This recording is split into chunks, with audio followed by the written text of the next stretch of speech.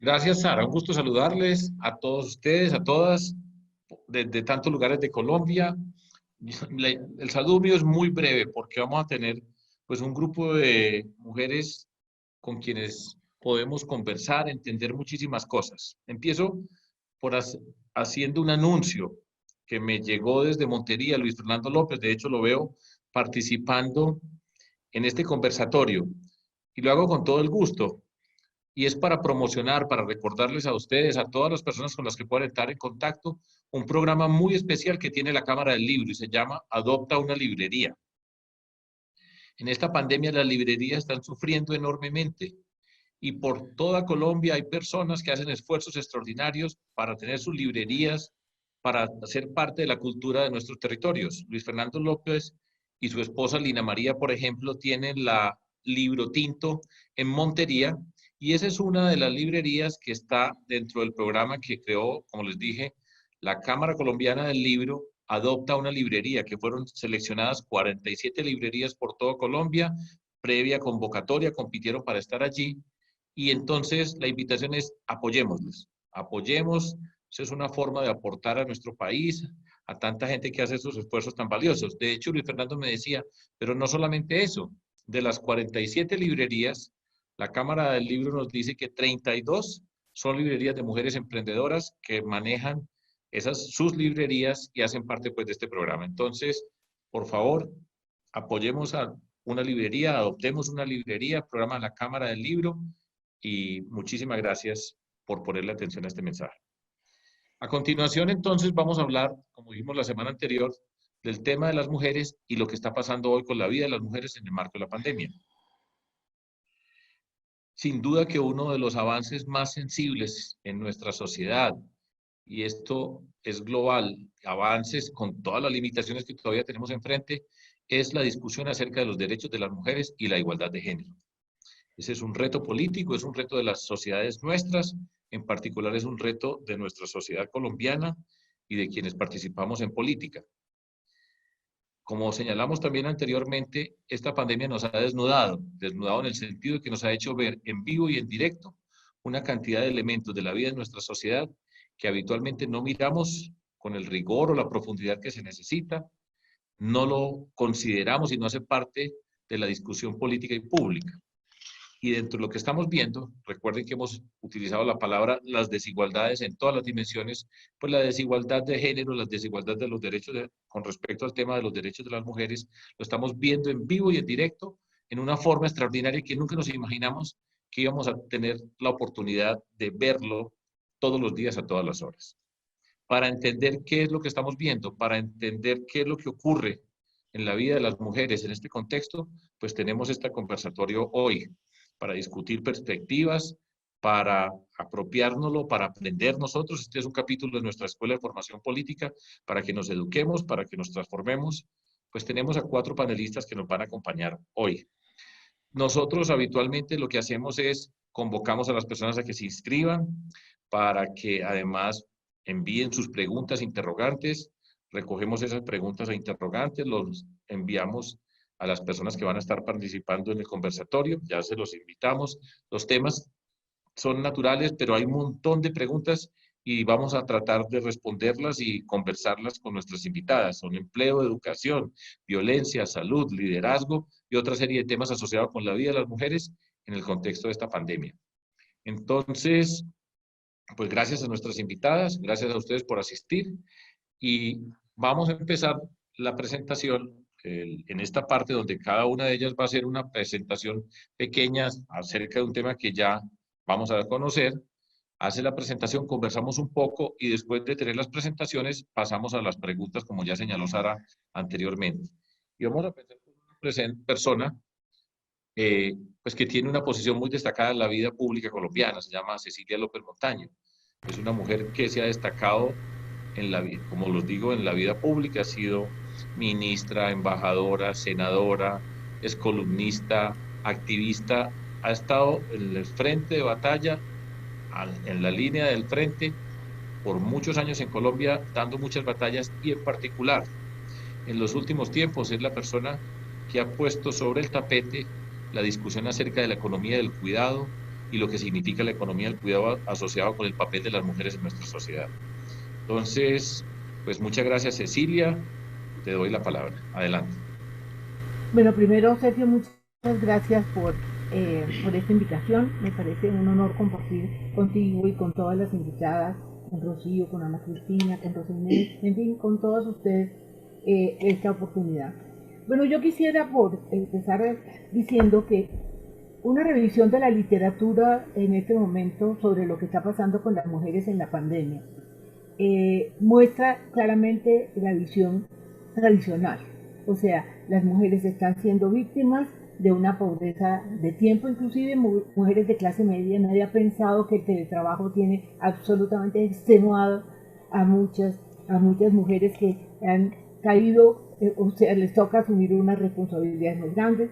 El tema de la violencia que se ha recrudecido en esta época, el exceso en general de trabajo, la baja remuneración de las mujeres que están en el campo de batalla jugando un papel tan importante en la salud y el nulo liderazgo que en el campo de la salud, por ejemplo, y en el campo de las decisiones sobre la pandemia están teniendo las mujeres.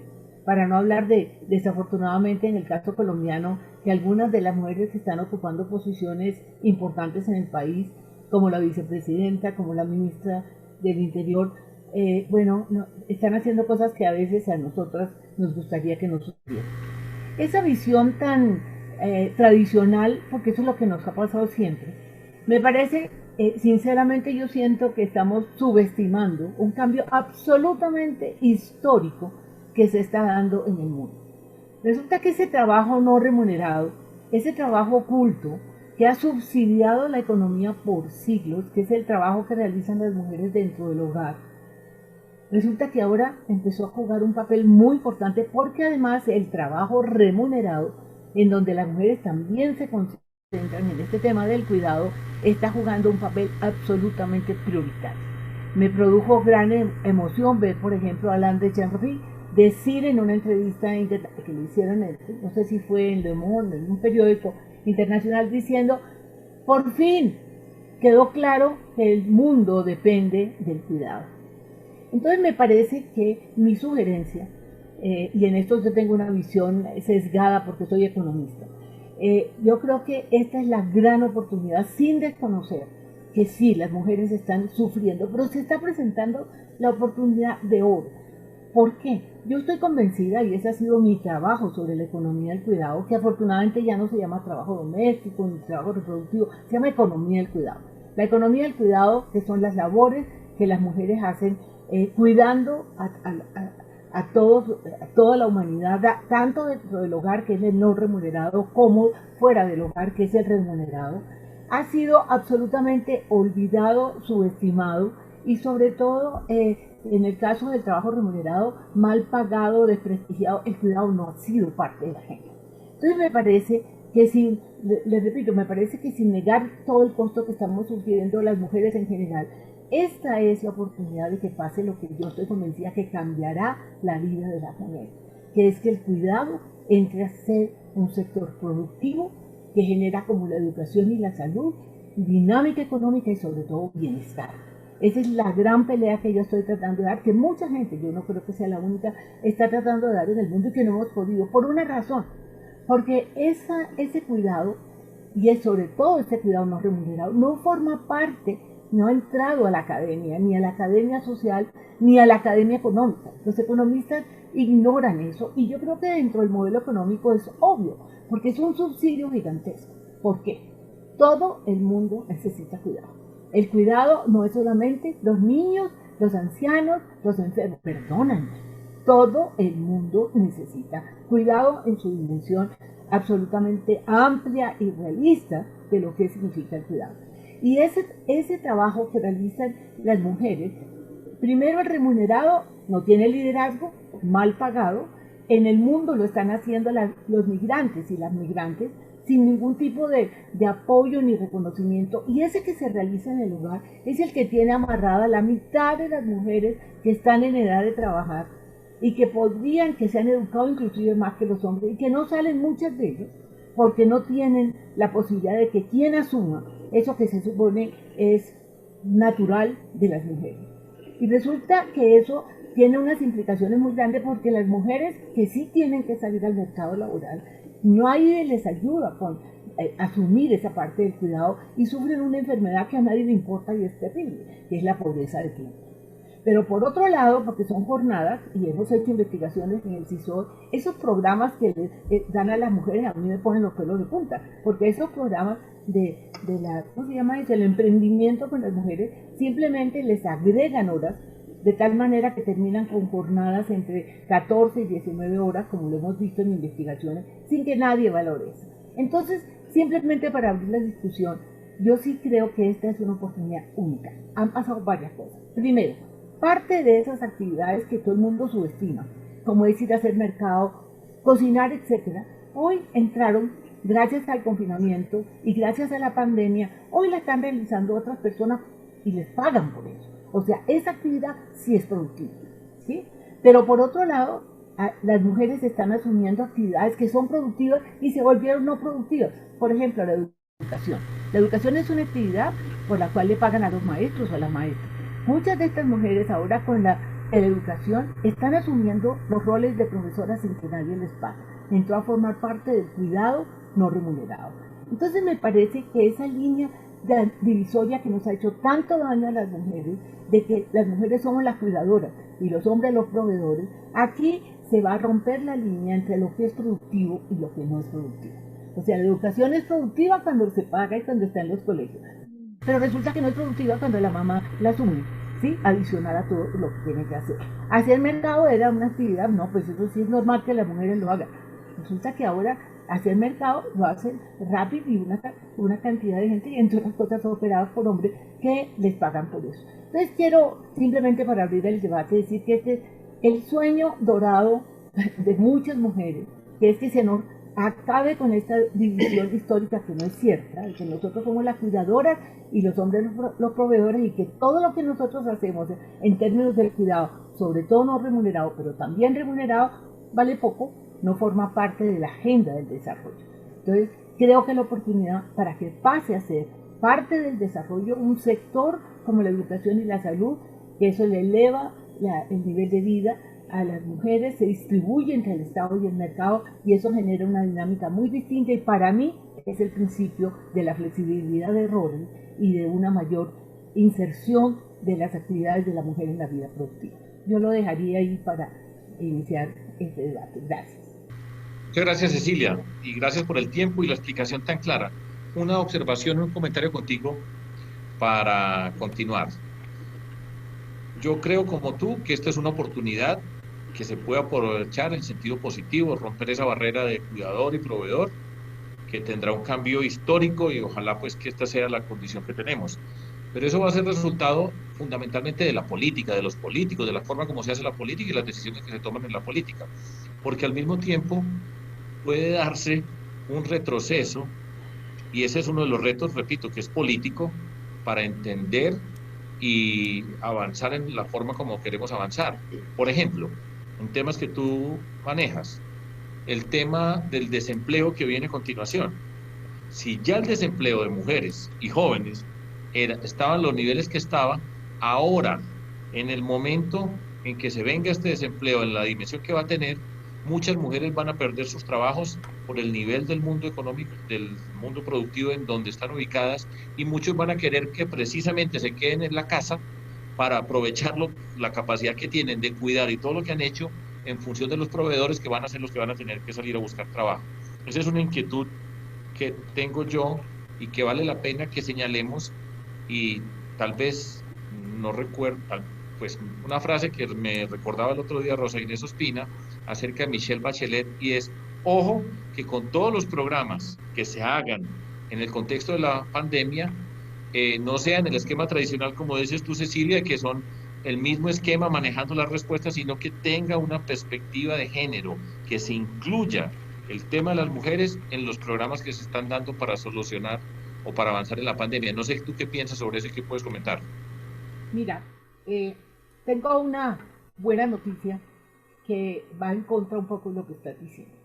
Acaba de salir un estudio que el New York Times presentó una síntesis de que resulta que lo que más se está valorando en el mundo, y si miras el estudio de desarrollo sobre qué pasa con los trabajadores, los únicos trabajadores que tienen la posibilidad de tener un trabajo fijo en esta pandemia son los trabajadores que están vinculados a lo que es crítico para atender la pandemia, fundamentalmente salud, ¿sí? Y resulta que esos son, entre otras cosas, dentro de ellos hay un grupo que sí tiene trabajos de tiempo completo y ese es el 6% de todos los 22 millones que son la fuerza de trabajo. Pues resulta que la gran demanda en el mundo, y este estudio que se acaba de hacer y que lo publicaron para Estados Unidos, resulta que la gran demanda es para la salud y el 70% del personal de la salud son mujeres. O sea, hay una gran demanda y ponen el ejemplo de que en Estados Unidos, donde seguramente se está valorando más que nosotros porque la pandemia llegó a niveles terribles, resulta que la decisión que está tomando las parejas es que la que tiene posibilidad de trabajar es la mujer, porque ella es la enfermera, ¿sí? Y son las enfermeras el grueso de lo que y él se tiene que quedar en la casa asumiendo las labores de cuidado. Entonces esta visión me preocupa porque, como te digo, yo creo que en este momento si la pandemia sigue como va y si la salud sigue siendo la gran prioridad, cosa que aquí en Colombia no lo sentimos. La verdad es que siento que ahora estamos más preocupados por la reactivación económica, cuando donde si la pandemia se crece más de lo que está, esto se va a volver a cerrar y vamos a tener una situación económica terrible. Entonces, lo que hay es que aprovechar esta coyuntura. Mira, Sergio, yo pensaba, y con esto termino porque me parece que es un tema interesante, ¿cómo nace la división del trabajo? Nace con la revolución industrial. Antes de la revolución industrial, todo se hacía en el hogar. Se cuidaba y se trabajaba. Lo que saca la mano de obra del hogar a la fábrica es la revolución industrial, y ahí es donde se crea el conflicto y donde las mujeres que al principio salieron a la fábrica se dieron cuenta que el cuidado nadie lo podía hacer y las volvieron a poner en la casa, o las pusieron en la casa porque antes lo compartían. Yo ahora siento que hay primero una gran demanda por actividades que las hacen mayoritariamente las mujeres, pero necesitamos que las hagan en condiciones mucho más igualitarias. Y en segundo lugar, vamos a volver a ese caso donde en la casa se hace tanto el cuidado como el trabajo. Simplemente es como para empezar a discutir. Muy bien, muchas gracias. Ahora les presento a Ana Cristina González. Ana Cristina es una médica, es una doctora en bioética y ética aplicada, ha trabajado en el tema de derechos sexuales y reproductivos, igualdad de género, es docente, es una mujer que tiene todas las credenciales y que está al tanto de lo que está pasando pues en el contexto de toda esta pandemia. Entonces, Ana Cristina, adelante. Hola Sergio, muchas gracias por la invitación, me encanta esta conversación, qué bueno ver a Cecilia, a Rosa Inés, qué bueno verte a ti y ver a las otras personas y leer un montón de nombres que están en ese chat. A mí me han pedido que introduzca como algunos elementos que tienen que ver con algunos otros efectos de esta pandemia sobre las mujeres. Y muy brevemente, antes de concentrarme en los 2 o 3 puntos que yo traigo para esta conversación, quería simplemente agregar algo a lo que dijo Cecilia, porque me encanta su optimismo y me parece que esa mirada es fundamental. Pero yo creo que hay 2 cosas que es importante, digamos, agregar a su perspectiva. La primera, todas sabemos que el trasfondo, digamos, de esta división sexual del trabajo es un trasfondo cultural muy fuerte y que ese trasfondo cultural es el que ha llevado a que ese trabajo, como tú explicaste, también sea un trabajo subvalorado, que independientemente incluso de que tan bien educadas estén las mujeres, son ellas quienes mayoritariamente asumen todas esas tareas de cuidado en el hogar, y que en el contexto de la pandemia, tú ponías el ejemplo de la educación, pero también ahora resulta que a los hogares llevamos el trabajo, llevamos la recreación, llevamos otra cantidad de tareas que están sobrecargando desproporcionadamente a las mujeres. Como tú dices, hoy en día todos y todas hemos tenido alguna experiencia con el cuidado y eso hace, digamos, como mucho más posible que ese trabajo pues sea visible para todo el mundo. Lo que yo quiero señalar son 2 cosas. La primera es que esa economía del cuidado es la economía que nos está sosteniendo. Esa economía que se hace cargo de la existencia humana es la economía que no paró. Yo oigo todo el día en las noticias, la economía se cayó, la economía paró, estamos muy mal, y a nadie se le ocurre decir, un momento, hay una economía que no paró, y gracias a que esa economía no paró, nosotros tenemos hoy la posibilidad de que nuestra existencia humana sea más digna, más amorosa y tenga más calidad. Y lo segundo que quiero señalar es que todo eso que estaba explicando, esa sobrecarga que tienen las mujeres como resultado de este trabajo y su contexto cultural implica que pongamos, digamos, el foco, y en eso yo coincido un poco con lo que decía Sergio, en la política y en la necesidad de que esa política promueva realmente una transformación y un cambio cultural. Dicho esto, entonces yo quiero hacer 3 puntos para agregar a la conversación y ya Cecilia me introdujo uno de ellos. Yo primero quiero hablar del papel que están jugando las mujeres en la pandemia, en lo que se llama la primera línea de atención en la pandemia. Tú ya has dado la cifra, que es una cifra no solamente en Colombia, sino en el mundo entero. Según datos muy recientes del DANE, 7 de cada 10 personas que trabajan en atención en salud son mujeres, y eso incluye, esto es un dato muy importante, la atención residencial medicalizada, porque sabemos que la pandemia tiene unos efectos o una letalidad mayor en ciertos grupos de personas, y esos grupos en general son los grupos de mayor edad o con condiciones previas de enfermedad, muchos de los cuales se encuentran en esas residencias que son atendidas por mujeres. Solamente para que se den una idea, 88% de las personas que se desempeñan en el área de enfermería son mujeres, un 80% de las profesionales que hacen ejercicios de psicología y gerontología son mujeres, 93% de las instrumentadoras son mujeres, es decir, este es un sector donde la presencia de las mujeres es muy fuerte, más o menos la mitad de quienes tienen la profesión de la medicina son mujeres, un 46%, pero esto supone 2 cosas, que las mujeres están proporcionalmente en una mayoría muy significativa en esa primera línea de atención.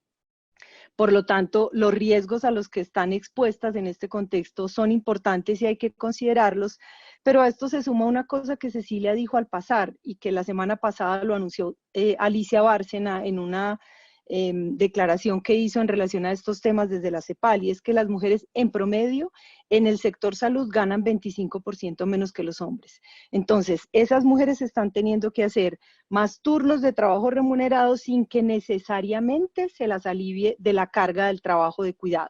Entonces, ahí hay, digamos, varios puntos, digamos, varios hilos para jalar. El segundo que quiero traer acá es el tema de la violencia. Sobre este no me voy a extender mucho porque es uno de los temas sobre los que más hemos hablado en el contexto de esta pandemia, pero justo antes de que empezara este programa me llegó un video, yo supongo que todo el mundo aquí vio ese video de la culpa no era mía, ni dónde estaba, ni cómo vestía. Llegó una versión nueva del video con las calles desocupadas y un poco insistiendo en la frase de la culpa no era mía, ni dónde estaba, ni cómo vestía, porque resulta que ahora las mujeres están siendo víctimas en un lugar que siempre supimos que era peligroso, sus casas, esos hogares donde ellas son responsables de trabajar, y ese confinamiento, el hacinamiento y todas las condiciones, digamos, de la convivencia con los agresores están llevando a que hoy en Colombia todas las líneas que atienden violencia, la línea 155, la línea 141, yo le pedí un comparativo al Ministerio de Salud, la línea 123, todas sin excepción han incrementado la atención de llamadas por violencia intrafamiliar entre un 182%, en donde este promedio fue más alto que la línea de 155, pero las otras han aumentado entre un 40% y un 35%. ¿Qué significa esto en cifras? Que en el año 2019, cada 3 días en promedio, una mujer era víctima de feminicidio, pero según los datos últimos de la Fiscalía, podríamos decir que cada 25 horas una mujer ha sido asesinada en el contexto de la pandemia, que cada 10 minutos se está recibiendo una denuncia de violencia intrafamiliar y cada 21 minutos, si recuerdo bien, una denuncia por violencia sexual. Es decir, que las mujeres están siendo víctimas en esos lugares donde además están confinadas para cuidarnos de la violencia de la que estructuralmente ya venían siendo víctimas en nuestra sociedad. Y yo creo que este es un tema que merece toda nuestra atención y que merece, digamos, una pregunta para nosotros como sociedad y como qué tipo de cultura, digamos, y qué tipo de sociedad somos. Y quiero terminar, porque así como Cecilia fue tan breve, yo solamente quiero levantar como los puntos para la conversación con el tema de la salud sexual y reproductiva y en particular con el tema del aborto. Ustedes me dirán, pero si hay tantos problemas de salud, ¿por qué la salud sexual y reproductiva y el aborto son tan importantes? Y yo les voy a dar 3 razones. La primera razón se llama el factor tiempo. El tiempo juega un papel fundamental en la atención de salud sexual y reproductiva. El tiempo es importante para llegar oportunamente a prevenir embarazos no deseados. Es importante para la interrupción del embarazo, porque en la medida en que aumenta la edad gestacional, es más difícil para las mujeres conseguir proveedores que estén debidamente entrenados. El tiempo es importante para tener un parto sin complicaciones y por lo tanto para recibir atención prenatal. Entonces, el factor tiempo es un factor determinante para que a las mujeres se les asegure la salud sexual y reproductiva. El segundo elemento, ya sabemos por la experiencia de otras crisis, de otras pandemias, incluso de la pandemia reciente del ébola, que la salud sexual y reproductiva es foco inmediato de ataques por parte de los sectores conservadores fundamentalistas que se oponen a estos derechos, que automáticamente empiezan a hacer campañas para que la salud reproductiva deje de ser considerada un servicio esencial. En este contexto, en particular, su interés es que se interrumpa la anticoncepción y, por supuesto, el aborto. Y el tercero, que quizá es el más importante de todos, y sobre esto ya han alertado la OMS, el Fondo de Población de Naciones Unidas, ONU Mujeres, el mecanismo que hace seguimiento a la Convención de Belén do Pará. Lancet sacó un reporte, la Organización Mundial de la Salud, el Instituto Guttmacher, para decir, ojo, en contextos de crisis ya sabemos que la salud sexual y reproductiva es particularmente vulnerable, que las mujeres se mueren por razones que tienen que ver con la salud reproductiva en este contexto, porque hay unas características, digamos, que son muy similares a las del confinamiento, que las exponen a mayores riesgos: la sobresexualización de la vida cotidiana, el hacinamiento, el confinamiento que les impide salir, por ejemplo, a buscar métodos anticonceptivos, la falta de intimidad en los hogares, que es un factor decisivo, por ejemplo, para las adolescentes, entre otros asuntos. Y aunque en Colombia se declaró la salud sexual y reproductiva como un servicio esencial, sabemos y tenemos casos que ya hemos ido reportando de barreras que las mujeres están enfrentando cuando intentan acceder a los servicios y en particular cuando intentan interrumpir su embarazo. Afortunadamente está disponible la telemedicina para que las mujeres puedan interrumpir el embarazo desde sus casas con asesoría médica. Yo quiero solamente contarles que el Instituto Guttmacher acaba de hacer unos escenarios bastante conservadores mostrando que si en esta pandemia la atención en salud sexual y reproductiva se redujera un 10%, que es una cosa bastante pequeña, el impacto a 12 meses sería de esta magnitud. En materia de falta de métodos anticonceptivos, estaríamos hablando de un incremento de 49 millones de personas con necesidades insatisfechas de métodos anticonceptivos en el mundo, 15 millones de embarazos no deseados nuevos, 1.7 millones de mujeres con complicaciones severas resultantes del embarazo y más o menos 28.000 muertes maternas. Y si lo mismo sucediera en el tema del aborto, es decir, con solamente un incremento de 10% de los abortos inseguros, estaríamos viendo 3 millones de abortos inseguros y más o menos unas 1.000 muertes asociadas a estos abortos. El aborto es un tema especialmente crítico, aparte de todo lo que mencioné, por el estigma, y porque, como les informé hace un rato, estamos viendo no solamente que a las mujeres les están diciendo en algunas EPS que estos servicios no son prioritarios, sino que están cancelando procedimientos y que les están incluso negando los traslados para esos procedimientos. Sabemos además que en Colombia, desde antes de la epidemia, había un desabastecimiento de métodos anticonceptivos inyectables, que son los métodos que más utilizan las mujeres jóvenes y que en esta crisis, digamos, en esta epidemia, se podrían exacerbar porque sabemos de la experiencia también de otras epidemias que no solamente se afecta el acceso a los servicios, sino que se afecta la cadena de manufactura de medicamentos o de insumos de métodos anticonceptivos. Yo quiero entonces concluir diciendo que por todas estas razones en la epidemia es absolutamente fundamental una mirada diferencial. Sabemos que a los hombres y a las mujeres la epidemia nos afecta de manera distinta, pero con estos 3 ejemplos he querido mostrar situaciones en las que las mujeres o son especialmente vulnerables o están jugando un rol especialmente importante, que justamente por ese rol deberían estar más presentes en la toma de decisiones, y en eso coincido plenamente con Cecilia. y que sin duda alguna estamos enfrentando una oportunidad frente al tema del cuidado para hacerlo más visible y para finalmente avanzar no solo como llama Cecilia, los aspectos que tienen que ver más con la producción y la economía, digamos, productiva, sino también con la corresponsabilidad y el cambio cultural que son necesarios para transformar esas tareas de cuidado que están en manos de las mujeres. La Comisión Interamericana de Derechos Humanos ha dicho que los derechos no están suspendidos.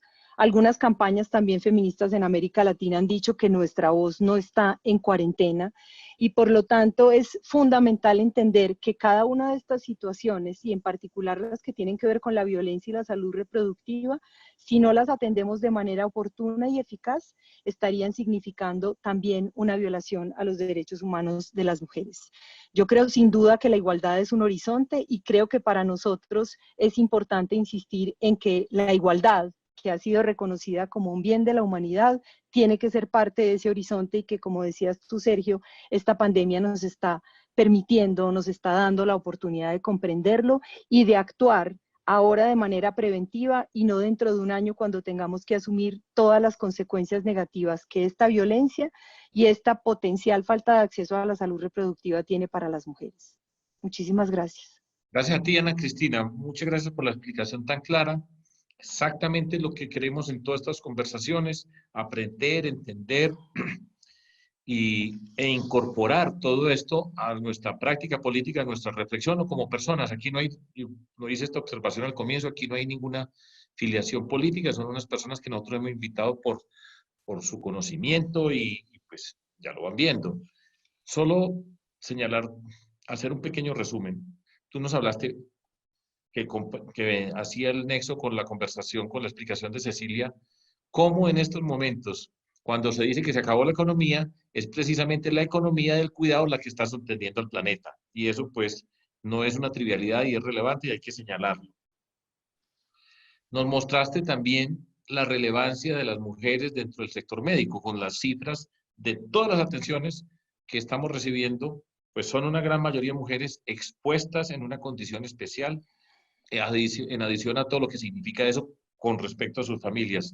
La violencia, que es un tema que ha venido ganando espacio, que todavía no tiene el espacio que se merece, pero se merece en el sentido de la profundidad del problema que tenemos, esa violencia en el contexto del hogar, la violencia machista que sufren las mujeres, sin hablar también de abusos de niños y niñas, que es un territorio peligroso para muchos en el contexto de nuestra sociedad.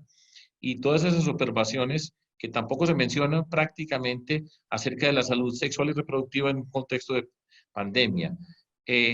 Yo creo que la reflexión que viene a continuación y que es la misma y seguramente será una gran reflexión es si esto no se incluye, estos temas no se incluyen, esta mirada no se incluye en la definición de las políticas, de los pasos, corto, mediano y largo plazo, entonces vamos a pasar por encima de ellos y lo que está mostrando es precisamente la obligación de tener una mirada diferencial para el tema, los temas que tienen que ver con nuestra sociedad y aquí tenemos unos ejemplos muy explícitos. Siempre estará la preocupación y es cómo avanzamos como sociedad, cómo nos vamos educando, qué tiene que ver todo ese contexto con nosotros, los hombres, en una sociedad profundamente machista, que es un contexto tremendo el que nosotros tenemos para transformarnos. Y eso es una de los interrogantes que vamos a tener que responder, ¿cierto? ¿Cómo nos transformamos y cómo nosotros aprendemos? No sé si existe alguna mirada juiciosa acerca pues, de la masculinidad, del rol que jugamos los hombres, de lo que significa este proceso como un aprendizaje para entender todo lo que tú estás haciendo y tener un efecto. No sé tú si puedes decir un par de palabras, Ana Cristina, antes de pasar a Max. Yo sobre nuevas masculinidades sé muy poco, Sergio, pero sí sé que hay muchos hombres, digamos, interesados y realmente inquietos porque tú has dicho una cosa que es muy importante y para ti la educación es como el eje central de todo tu trabajo. Yo creo que si no hay una transformación desde la educación acerca de esa manera diferencial en que en nuestra sociedad valoramos a los hombres y a las mujeres, lo que hacen los hombres y las mujeres, digamos, ese cambio difícilmente va a llegar con unas políticas que solamente están atendiendo como el final de la cadena, el resultado final. Entonces yo creo que la educación, digamos, es una perspectiva sin duda fundamental para el cambio cultural, y yo creo que las nuevas masculinidades en las que pues a las que yo le apostaría, yo de hecho creo que los hombres se tienen que empezar a preguntar qué está pasando, que hay tantas situaciones. Pues si yo fuera hombre me preocuparía un montón de ver las noticias sobre violencia y me sentiría un poco como avergonzada de sentir que, pues aunque yo no sea un hombre violento, seamos los hombres los que estemos generando esa situación tan dramática y tan grave sobre la vida de las mujeres. Entonces, lo único que yo creo que realmente tendría un valor muy importante en estos movimientos de las nuevas masculinidades es una reflexión sobre la necesidad de perder privilegios, porque transformar las relaciones de poder tiene que ver con eso, con aprender a perder privilegios y entender que hay unas relaciones que son más profundas y no se pueden edulcorar. Gracias, Ana Cristina. Este es un proceso de educación el que estamos haciendo nosotros, de educación política, y todos aquí, y veo, me alegra mucho porque además hay muchos hombres que están atendiendo esta reunión y tenemos que aprender y nos tenemos que transformar y escucharlo y entender las explicaciones, pues nos ayuda a transformarnos. Ahora le doy la palabra a María Auxiliadora González, más conocida como Mausi. Es una mujer joven de ese grupo de mujeres jóvenes que va creciendo y que van apareciendo en nuestra sociedad, que tenemos por montones. Doctora en Gobierno y Relaciones Exteriores, es una mujer que ha trabajado en política de desarrollo y género, profesora en la Universidad del Norte en Barranquilla, hace poco obtuvo su doctorado, tiene que ver con el tema de género, el feminismo, y a mí me da mucho gusto pues presentarla para que nos haga su intervención y conozcamos nuevos rostros. Cecilia es de Barranquilla, somos de nosotros la generación de los grandes, pues aquí está, no lo Mausi, la doctora Mausi, porque no es cualquier calificativo, sino la doctora Mausi, para que converse con nosotros y haga parte de todo este cambio que queremos hacer. Gracias, adelante Mausi.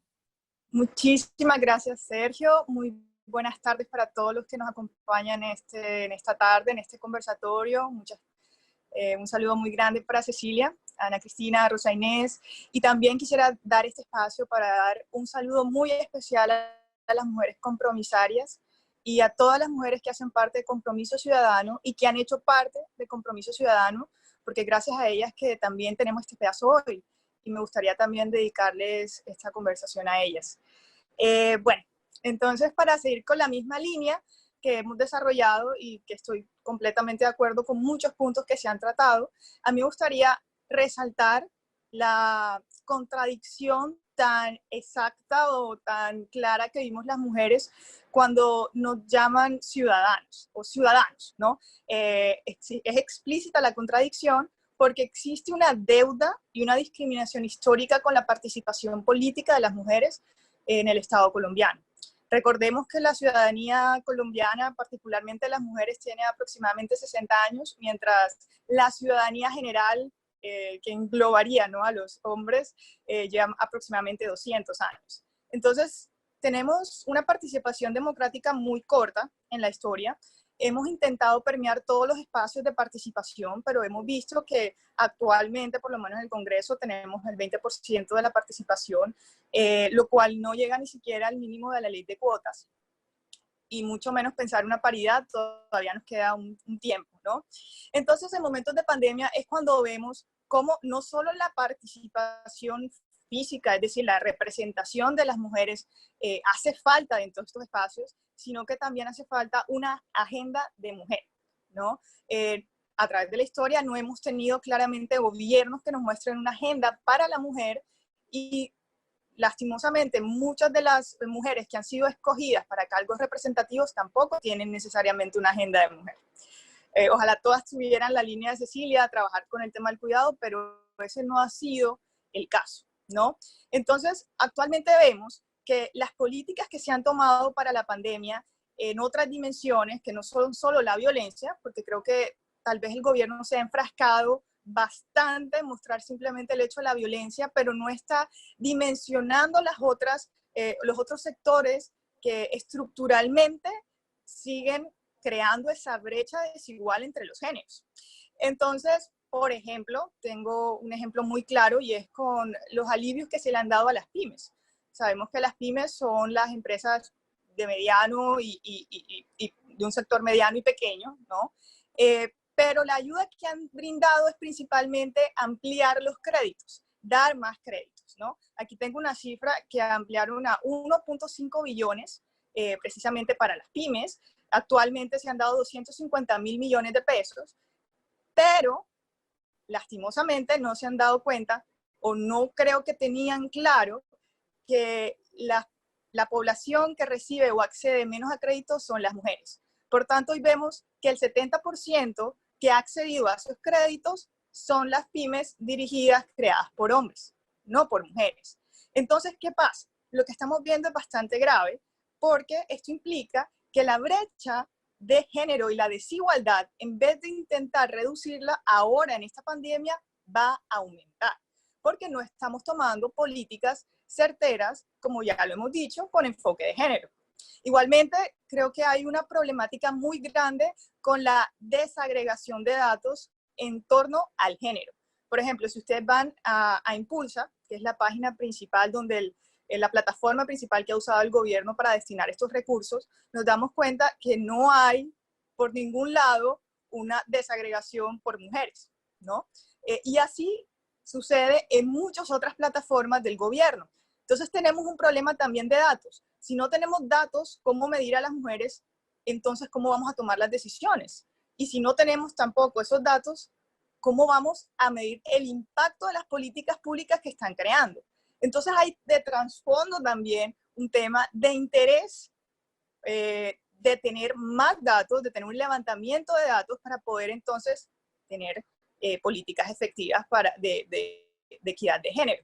Igualmente nos preocupa mucho en el tema de la participación política lo que está sucediendo con muchas lideresas en las comunidades, y es que esta pandemia también las afecta diferencialmente a ellas. Por lo tanto, un gran capital político en estos momentos puede que no esté ejerciendo sus funciones diarias en pro de la ciudadanía que representa o de los movimientos y los grupos que ellas están haciendo parte y lideran. ¿Por qué lo digo? ¿Por qué digo esto? Y bueno, va muy unido con lo que ya habló Cecilia sobre son las cargas que tenemos las mujeres en el cuidado, que ahora con esta pandemia parece incrementar, ¿no? Porque los otros servicios de cuidado digamos, se han limitado, las escuelas ahora son por computador, entonces las madres tienen que estar mucho más a cargo de los hijos, y si es el caso de que tienen teletrabajo o más bien trabajo remoto, eso se suma una carga mucho más a otros roles que tienen que cumplir las mujeres en sus hogares. Entonces estamos viendo que muchas de esas lideresas no tienen el tiempo para poder dedicarse de la misma manera como lo hacían antes. Además de eso, muchas de estas lideresas están en poblaciones, digamos, de limitante acceso, o que tienen un acceso limitado a Internet, a un computador.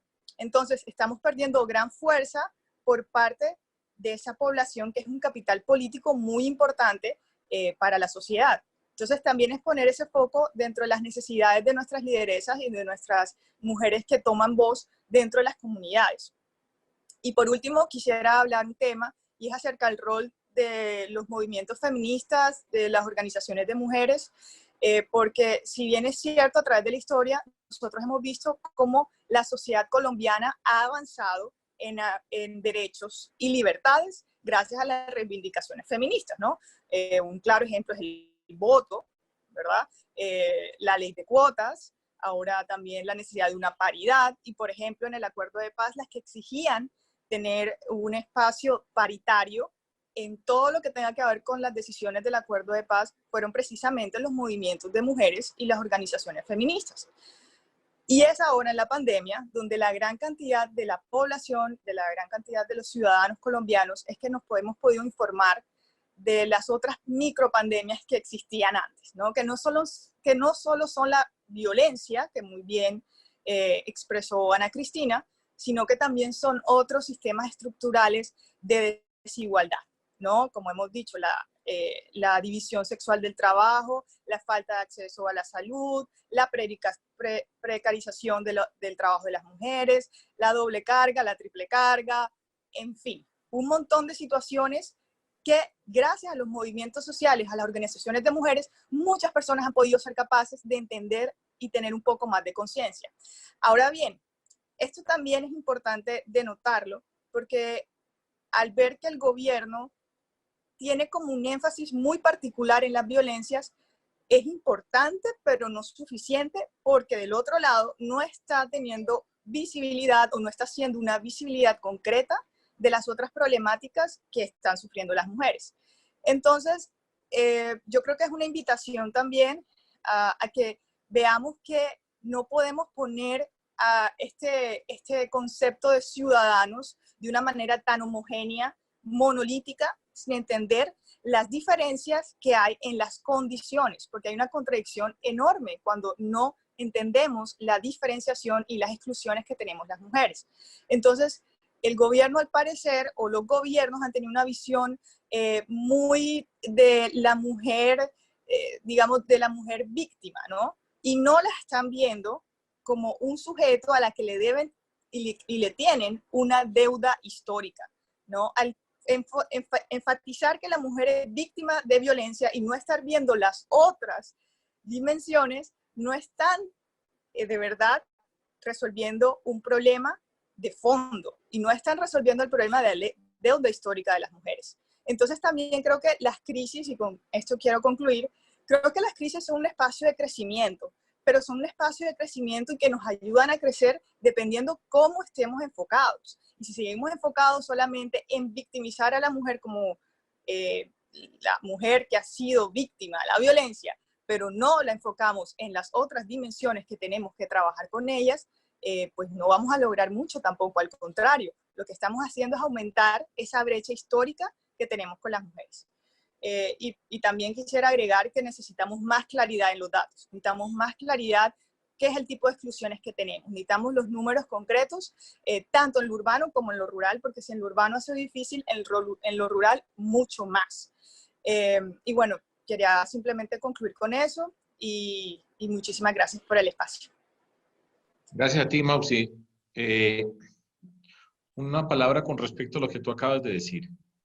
Uno, entender algo, pues que ya estas generaciones olvidamos o se olvida, y es que la ciudadanía de las mujeres en Colombia es una ciudadanía joven, apenas hace 60 años.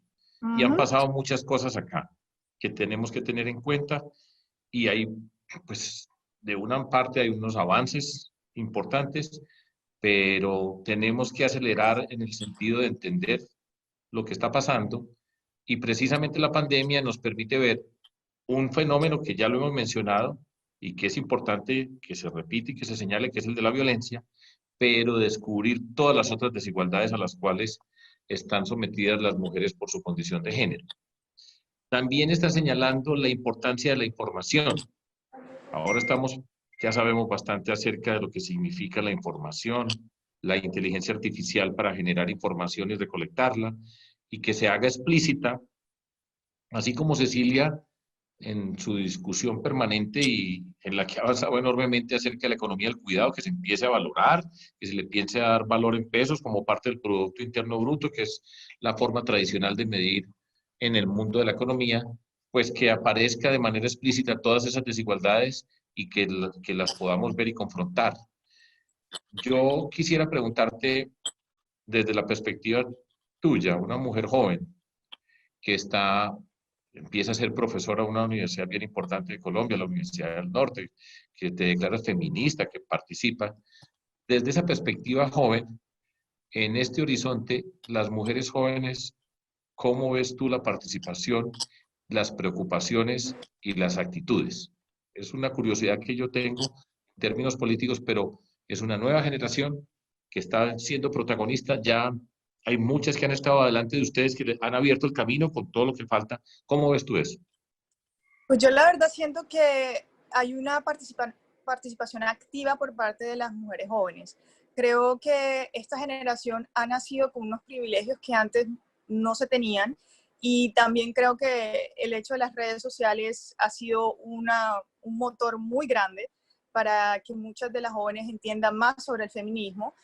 Claramente hay una población que sigue muy sesgada ante simplemente el concepto, decir la palabra feminismo, para muchas jóvenes también implica digamos, no sé, como algo desagradable para muchas, pero yo creo que son la minoría. Lo veo por mis clases que dicto, que cuando yo digo soy doctora en gobierno y relaciones internacionales y he estudiado sobre feminismo, tengo especialidades sobre los grupos feministas, veo gran emoción por parte de mis estudiantes mujeres. Lastimosamente no tanto hombres, que eso es otro tema a debatir, porque el tema del género y el feminismo parece que llega más a las jóvenes que a los jóvenes, y yo creo que debe ser un tema para todos, ¿no? Pero yo sí creo que hay una gran emoción con respecto al feminismo. Creo que hay un activismo digital que ahora es muy fuerte también. Creo que eso ha permitido tomar conciencia sobre el movimiento y sobre este tipo de, digamos, de reivindicaciones que tenemos. El tema ahora es que estas luchas se sigan dando. El tema ahora es fortalecer los movimientos feministas y las organizaciones de mujeres con toda la nueva energía que traen las nuevas generaciones, pero guiarlas, claro, guiarlas desde la perspectiva de la experiencia que tienen los movimientos. Yo siento, yo algo muy positivo con las nuevas generaciones, y siento también que estamos viendo en la política caras frescas, nuevas, mujeres políticas que se llaman feministas también, o que están avanzando mucho más en una agenda para mujeres, que también es importante tener esos referentes en la política. Entonces yo siento que esta generación viene mucho más cargada con argumentos para ser feministas, o con argumentos para entender la necesidad de una agenda de mujeres. Lo importante es que esto se siga dando y poder también, digamos, explotar esos talentos que tienen estas jóvenes y necesidades de participar en política en esta línea, ¿no? Entonces, yo soy muy optimista con las nuevas generaciones. Creo que lo hemos visto, por ejemplo, el año pasado con el paro nacional, que fue impresionante la cantidad de jóvenes que asistieron, y lo hemos visto con el paro de estudiantes también. Son personas jóvenes que están tomando y están despertando y tienen una conciencia totalmente diferente de la que pudimos tener nosotros a los 20 años. No tengo 20 años, me veo muy joven, pero no tengo 20 años. Pero sí creo que es una generación que debido, nuevamente digo, a la facilidad y al acceso a la información, y que tienen más, digamos, espacios para formarse en el feminismo u otros tipos de movimientos, creo que es más probable que volvamos a ver o veamos una generación propositiva sobre agenda de género. Gracias, Mausi. Bueno, ya terminamos la primera parte de esta reunión. Muchísimas gracias, ya hemos escuchado a nuestras invitadas, y ahora le voy a dar paso a una mujer que nos ha ayudado muchísimo a trabajar en estos tiempos, a Rosa Inés Ospina, quien va a pasar a conducir la discusión a partir de este momento, a hacer los planteamientos que recogen y que atienden muchas de las inquietudes que nos enviaron, y para iniciar la sesión de preguntas, que veo desde el chat que hay un montón de personas que tienen inquietudes y que después, pues, entre Rosa Inés y Sara las van a tramitar. Rosa Inés es una activista del movimiento de mujeres, ha trabajado con políticas para las poblaciones vulnerables, para el fortalecimiento de las organizaciones de la sociedad civil, consultora en género e igualdad con respecto al tema de las mujeres. Entonces, Rosa Inés, en tus manos está la conducción, y muchas gracias también por participar. Gracias, Sergio. Bueno, la verdad es que ha sido muy interesante, porque nosotros tuvimos la oportunidad de recibir cerca de 100 preguntas de las personas que se fueron inscribiendo, y como ustedes han visto, seguramente quienes hicieron las preguntas, tanto Cecilia como Ana Cristina como Maxi, fueron respondiendo muchísimas de esas preguntas. Incluso algunas de las preguntas que están apareciendo en el chat son el deseo de profundizar sobre cosas que ya se han dicho, que seguramente no podremos hacer con todos los temas. Pero hay 3 cosas que se plantearon en las preguntas que han llegado ahorita y antes, que yo quiero recoger, aunque ya se han mencionado. Una, que es una preocupación central, que tiene que ver con, cuando hablamos del trabajo del cuidado, hablamos sobre todo, y la gente piensa en el trabajo al interior de la casa. El trabajo al interior de la casa es lo que se conoce como el trabajo doméstico, que es lo que hacen las mujeres que nos ayudan con el servicio doméstico. Hay una preocupación muy grande, efectivamente esta es una población que está en este momento siendo muy afectada por la pandemia, porque estas mujeres han tenido que irse a sus casas, mejor dicho, quedarse en sus casas, en muchísimos casos sin remuneración, porque uno de los problemas serios de las trabajadoras domésticas es que es un porcentaje muy importante, no están formalizadas, no tienen todas las prestaciones, no tienen todas las seguridades, y entonces en esta coyuntura, en este momento en que el conjunto de las mujeres y en muchos casos los hombres estamos asumiendo trabajo doméstico, ellas, que son las trabajadoras domésticas, están siendo muy afectadas y muy vulneradas. Es una población sobre la cual hay que llamar la atención. Cuando aparecen todos los programas supuestamente para aliviar a sectores especialmente afectados, no se está hablando de este grupo que es el grupo de las empleadas domésticas. Claro, ahora todo el mundo habla de qué maravilla, qué importantes son, no nos habíamos dado cuenta que el baño siempre estaba sucio, que es que uno cocina y se ensucia y lava y ya tiene que volver a cocinar, todo eso que hoy la gente dice reconociendo, y incluso a mí me llama la atención, algunas mujeres lo dicen con orgullo y hombres con orgullo, es que me ayuda a lavar la loza mi marido, yo no sabía que él podía lavar loza. Bueno, no, es que no necesitamos que nos ayuden, necesitamos es compartir la responsabilidad. Pero aún en esa conversación no se piensa en el tema de las mujeres que tradicionalmente hacen el trabajo, que están muy mal pagadas, que en un porcentaje muy alto no están cubiertas por seguridad y que en este momento están desprotegidas. Quería llamar la atención sobre ese punto en particular. Otra preocupación que surge de las preguntas tiene que ver con una cosa muy clara que se deriva de la cultura. Y aquí en el chat veía que alguien decía, pero ¿por qué si todo está tan claro las cosas no cambian? Bueno, el tema es que ahora con la pandemia nos pusieron como un reflector para ver toda la realidad de las mujeres y como una lupa para analizar con datos lo que está pasando y estamos entendiéndolo más y hay foros, conferencias, webinar, talleres, conversatorios como este planteando el tema. Pero aún así, la cultura patriarcal, la cultura tradicionalmente manejada por los hombres, no ha permitido que toda esta información que existe, que está, realmente sea asumida y permeada en las políticas públicas, que era lo que decía Sergio al comienzo. Entonces, en ese sentido, digamos que la preocupación por tomar decisiones que beneficien al conjunto de las mujeres no se da porque hay todavía una cultura que refuerza unas determinadas formas de organizar la sociedad.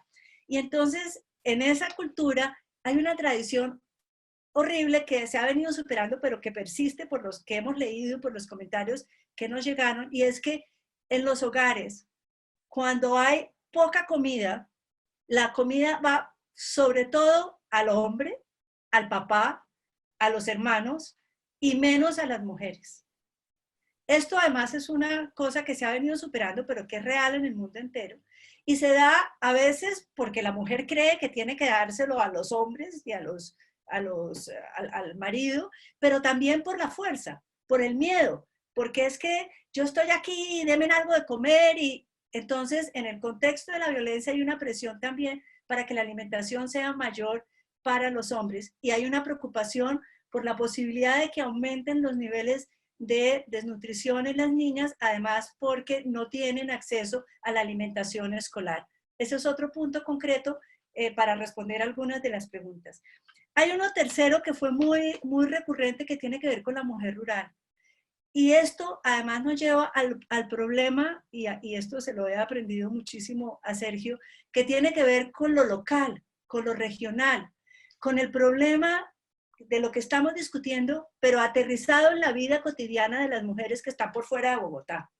Y es muy serio y es muy grave porque las mujeres rurales están viviendo la pandemia con condiciones aún mucho más críticas. Seguramente la están viviendo no solamente porque se les refuerza todo el trabajo doméstico como las de la ciudad, sino porque en las zonas del país donde hay violencia todavía, y violencia armada, y violencia del crimen organizado, las mujeres se sienten igual de reprimidas y restringidas para moverse y buscar ayuda a como estaban dominadas, como estaban en las épocas en que estaban dominadas por los movimientos armados. Y voy a leer una nota que salió hoy en El Espectador que me impresionó mucho. Dice, abro comillas, durante la guerra las mujeres afrodescendientes del norte del Cauca tuvieron que estar solas. Ya no se podía salir al campo con las amigas o al río con las vecinas o a una reunión de planeación de la vida comunitaria que afectaba a los hijos. Ya no se podían juntar para nada. Y peor, cada una tenía que sufrir por su lado lo que se vivía dentro del hogar.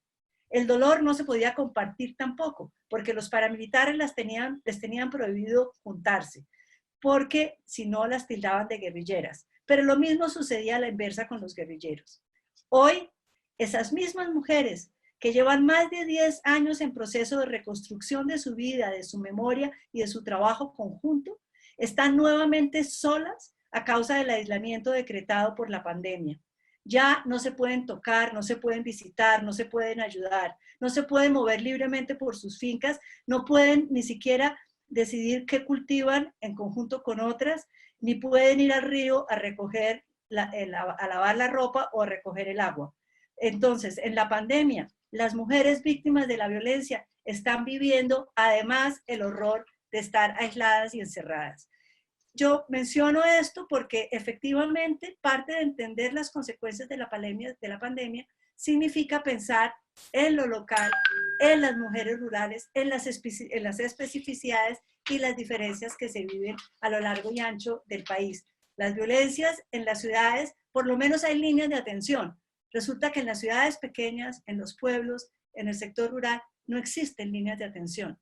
Y existen unos grupos armados, unos grupos criminales que les impiden salir a buscar ayuda. Ese era el segundo punto para responder algunas de las preguntas. El tercer punto tiene que ver con algo que ya, pues, que han venido mencionando, repito, y es, ¿por qué no cambian las cosas? ¿Por qué no tenemos un ministerio de la mujer? ¿Por qué no? Bueno, porque necesitamos que haya las políticas públicas que elijamos y que tengamos de gobernantes a las mujeres y a los hombres que efectivamente defiendan esta agenda. Y en ese sentido recojo lo que decía Mausi. Ojo, no es la agenda de las mujeres para las mujeres. Es la agenda de las mujeres para la construcción de una sociedad equitativa, inclusiva, democrática, participativa. De eso se trata la agenda de las mujeres para la sociedad. Entonces, es que no nos gusta eso de que solamente es un tema de mujeres. No, es que lo que la mitad de la población está proponiendo es una agenda distinta, una manera de pensar las relaciones distinta para todos. Por eso, efectivamente, yo sí creo, un poco pensando en lo que decía Cecilia, yo sí creo que aquí hay una gran oportunidad, pero también hay un inmenso riesgo de que echemos para atrás o de que, más grave aún, no sepamos mantener el momento, no sepamos aprovechar para que surjan cosas nuevas, distintas, radicales, estructurales. Como tú decías, Cecilia, hay cosas que tendríamos que hacer de manera definitiva para entender, por ejemplo, la macroeconomía, para entender el trabajo, para entender la remuneración, etcétera, etcétera, que efectivamente cambien. Entonces, sí, por aquí alguien decía, ¿por qué no tenemos el Ministerio de la Mujer? Bueno, trabajemos para que podamos exigir el Ministerio de la Mujer. Y por último, a propósito de varias preguntas que tienen que ver con por qué las cosas no cambian, porque es que hay muchas, y un comentario de Sergio antes, pues aquí hemos dicho nosotras que hay que empezar por redistribuir el trabajo del cuidado. Si no compartimos el trabajo del cuidado, pago y no pago, pues no podemos cambiar las relaciones dentro de la sociedad. Y esa redistribución del trabajo del cuidado, esa redistribución de lo doméstico, esa redistribución de las responsabilidades que históricamente habíamos tenido las mujeres, nos lleva, entre otras cosas, a hablar de nuevas masculinidades. Es decir, si los hombres no empiezan a preguntar, ojo, no es que los hombres nos pidan a nosotras que definamos las nuevas masculinidades, porque realmente estamos cansadas. Todo el esfuerzo que hacemos las mujeres históricamente para defender nuestros derechos, nuestros espacios, la agenda de las mujeres para la sociedad, y además los hombres nos piden que les construyamos la agenda de las masculinidades. No, es un trabajo que tienen que hacer los hombres en este proceso de perder privilegios, y sobre todo empezar por a ver cuáles son mis privilegios. Yo estoy aquí encerrado en mi casa, ¿qué privilegios tengo o qué condiciones distintas tengo frente a las que tiene mi compañera o mis hijas, mis hijos? Y empezar a hacerse preguntas para reflexionar sobre su papel, su rol, qué entiende por masculino, qué entiende por patriarcado, qué entiende por machismo, cómo lo reproduce o cómo al quedarse callado permite que se reproduzca. Entonces, muchas de estas preguntas que tenían que ver con eso de la cultura y de por qué no cambiamos, pues porque es que tenemos que cambiar todos. Nosotras las mujeres hacemos, como se dice en el sur del continente, remamos en dulce de leche, hacemos todo el esfuerzo para avanzar, pero necesitamos que esta coyuntura, donde los hombres están enfrentando al cuidado y a lo doméstico, les sirva para empezar a pensar nuevas masculinidades. Yo con estos 4 comentarios recogí muchas de las preguntas que habían llegado y bueno, no sé si hay algún comentario tuyo, Sergio, o sigo con otras preguntas. Yo creo que vamos adelante con las preguntas de quienes están asistiendo, que ese es siempre es bueno. Hay un montón de gente, veo unas caras conocidas, me da pena empezar a saludar de a una. Mausi ya saludó a muchas personas que han contribuido en todo este camino previo, que son muchas. Pero bueno, adelante por favor con las preguntas y tú les asignas la palabra a quien le invitas a que responda y está en tus manos. Listo. Sara es una maga y nos va a ayudar. Por favor, entiendan que vamos a recibir 10 preguntas, una ronda de 5 y otra de 5. Entonces, seguramente no pueden recibirse todas, pero quedan los contactos y queda el video para que se siga esta conversación después. Adelante, Sara.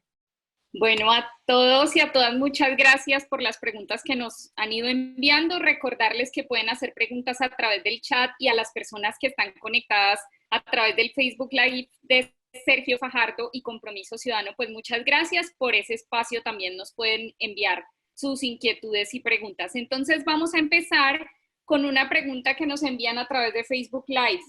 S.A. Yoyita. Ella nos escribe desde Barrancabermeja y pregunta, ¿cómo podremos lograr que los gobiernos incluyan dentro de su plan de desarrollo ese tema de mujeres con la misma relevancia de otras políticas públicas?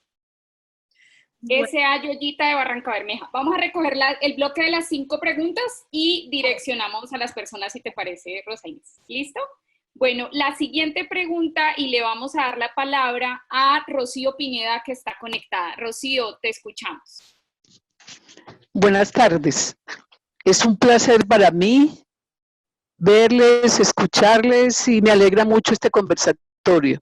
Creo, como Cecilia, que estamos en la mejor oportunidad de sacar el trabajo de cuidado y ponerlo en el lugar que le corresponde. Una pregunta que le quiero hacer a Cecilia. En este momento hay una discusión bien importante sobre el tema de la renta básica universal y discusiones que tienen varias personas, varios académicos sobre ese tema. Y hay un grupo de parlamentarios que está posicionando ese tema. ¿Cómo cruzas tú la economía del cuidado y la renta básica? Gracias, Rocío. Rocío, muchas gracias. María Margarita Rodríguez, que está conectada desde Madrid, España. Margarita, tienes la palabra.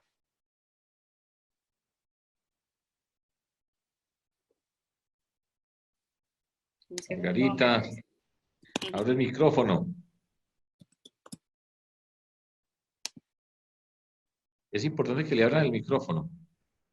Ahí, eso, María, hola, adelante. Ya, ahora sí estoy. Sí, quería preguntarle a Cecilia, veo por ejemplo en el Plan de Desarrollo de Bogotá un enfoque importante sobre la economía del cuidado, donde se habla de relevar a la mujer de estas cargas y poner esos cuidados de una manera balanceada entre el Estado y la responsabilidad de las empresas. ¿Cuál es tu aproximación en cómo se resuelve ese punto? Porque evidentemente pues es un problema como sociedad, pero ¿dónde están los equilibrios entre esa responsabilidad de Estado-mercado? ¿Cómo ves tú la aproximación de Bogotá y si crees que esa es la línea que debemos seguir o hacia dónde? Muchas gracias. Tiene la palabra Juan José García. Juan José, ¿desde dónde nos está saludando?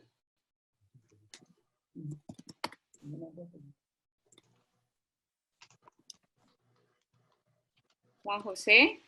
¿Desde Ibagué? Hola. Hola, Sara. ¿Cómo estás? Hola, Juan José. ¿Cómo estás? Qué pena, no estaba preparado. No, yo le escribía que, digamos, para los sectores vulnerables, digamos, uno de los problemas y las tragedias de las políticas públicas en Colombia tiene que ver con lo que decía la doctora Mausi, y es acerca de la falta de datos para poder comenzar a crear las políticas públicas y de ahí en adelante medir toda la cadena de valor de cubrimiento de esa política y desarrollo de esa política pública. Entonces, digamos que se escucha la creación de estructuras y nuevas unidades en el gobierno, que de por sí es difícil por la parte política, pero yo creo que el primer paso es posicionar esa necesidad de datos, de que el DANE cree datos, de que las unidades territoriales creen datos, porque si de por sí los datos son difíciles en las políticas públicas, para estos sectores es mucho más complicado. Entonces no tenemos de dónde comenzar a medir algo. Muchas gracias, Juan José, desde Ibagué. Y para cerrar este bloque de preguntas, le vamos a dar la palabra a Paola Garzón desde Bogotá.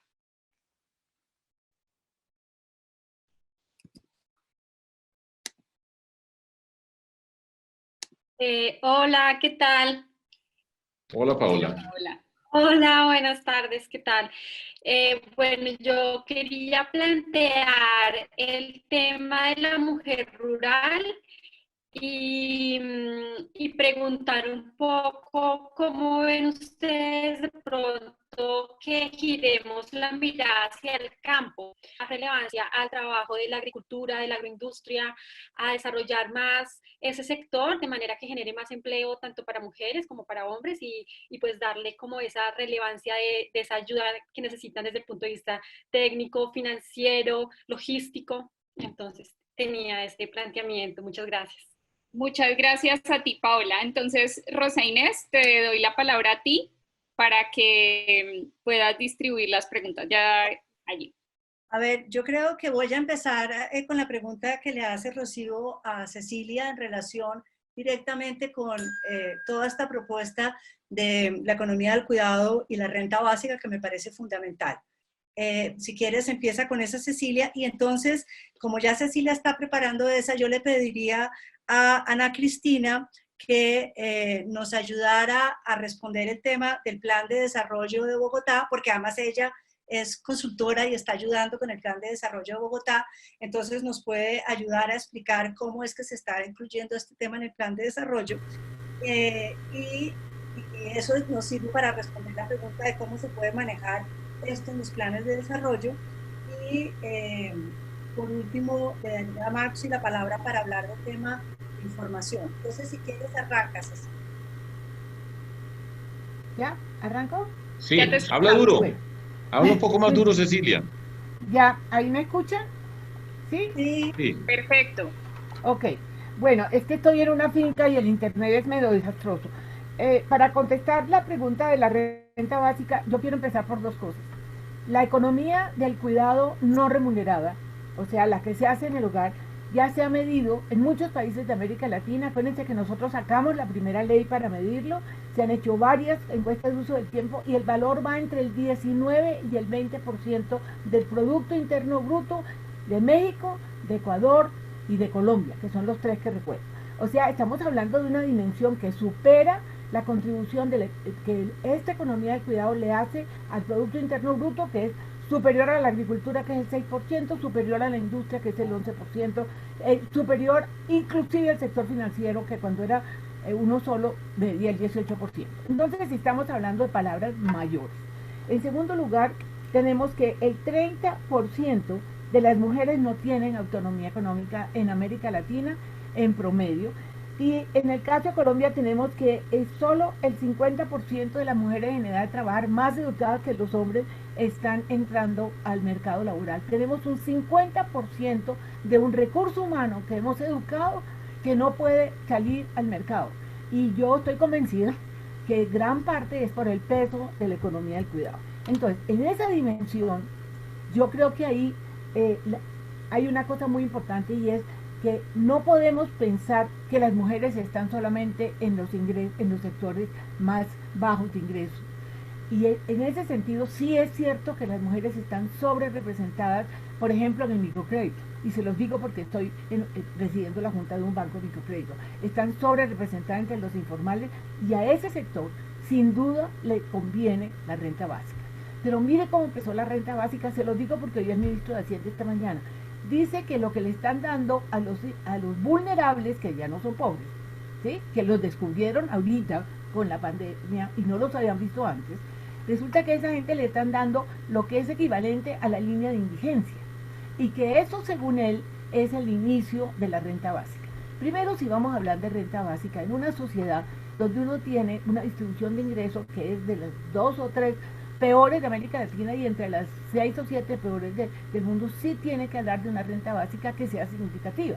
O sea, yo creo que ese es un inicio interesante, pero está con ese concepto de que hay que darle poquito a los pobres. Que eso va a beneficiar a un grupo de mujeres, sin duda, pero el tema es mucho más allá de eso. Es decir, yo creo que el tema es que necesitamos que las mujeres tengan autonomía económica. Y ahí, aunque no me corresponde, por eso es que esa idea de la Secretaría de la Mujer es un poco mi lucha. Yo creo que el cuidado hay que distribuirlo entre el Estado y el mercado y otros miembros de la familia, pero el grueso es el Estado y el mercado, y para eso el cuidado tiene que ser un nuevo sector productivo. Con la medida está en unas cuentas satélites. Eso no sirve para nada. Eso sirve para que valoren a la mujer, pero no le cambia la vida a la mujer. Tenemos que dar el salto a que sea un sector productivo. Entonces, concluyo diciendo, me parece que las mujeres van a ser las primeras beneficiadas de una renta básica que realmente llegue al mínimo, a un salario mínimo, ¿sí?, que va a ser muy difícil porque aquí está en la línea de indigencia. Pero quiero decir que eso resuelve una parte del problema, pero el problema general y más grande nace cuando reconozcamos que no podemos seguir con un 30% de las mujeres con autonomía económica y con un 70% de las mujeres sin posibilidad de tener esa autonomía, lo que frenaría en un momento dado la violencia, lo que les daría acceso al poder económico y al poder político.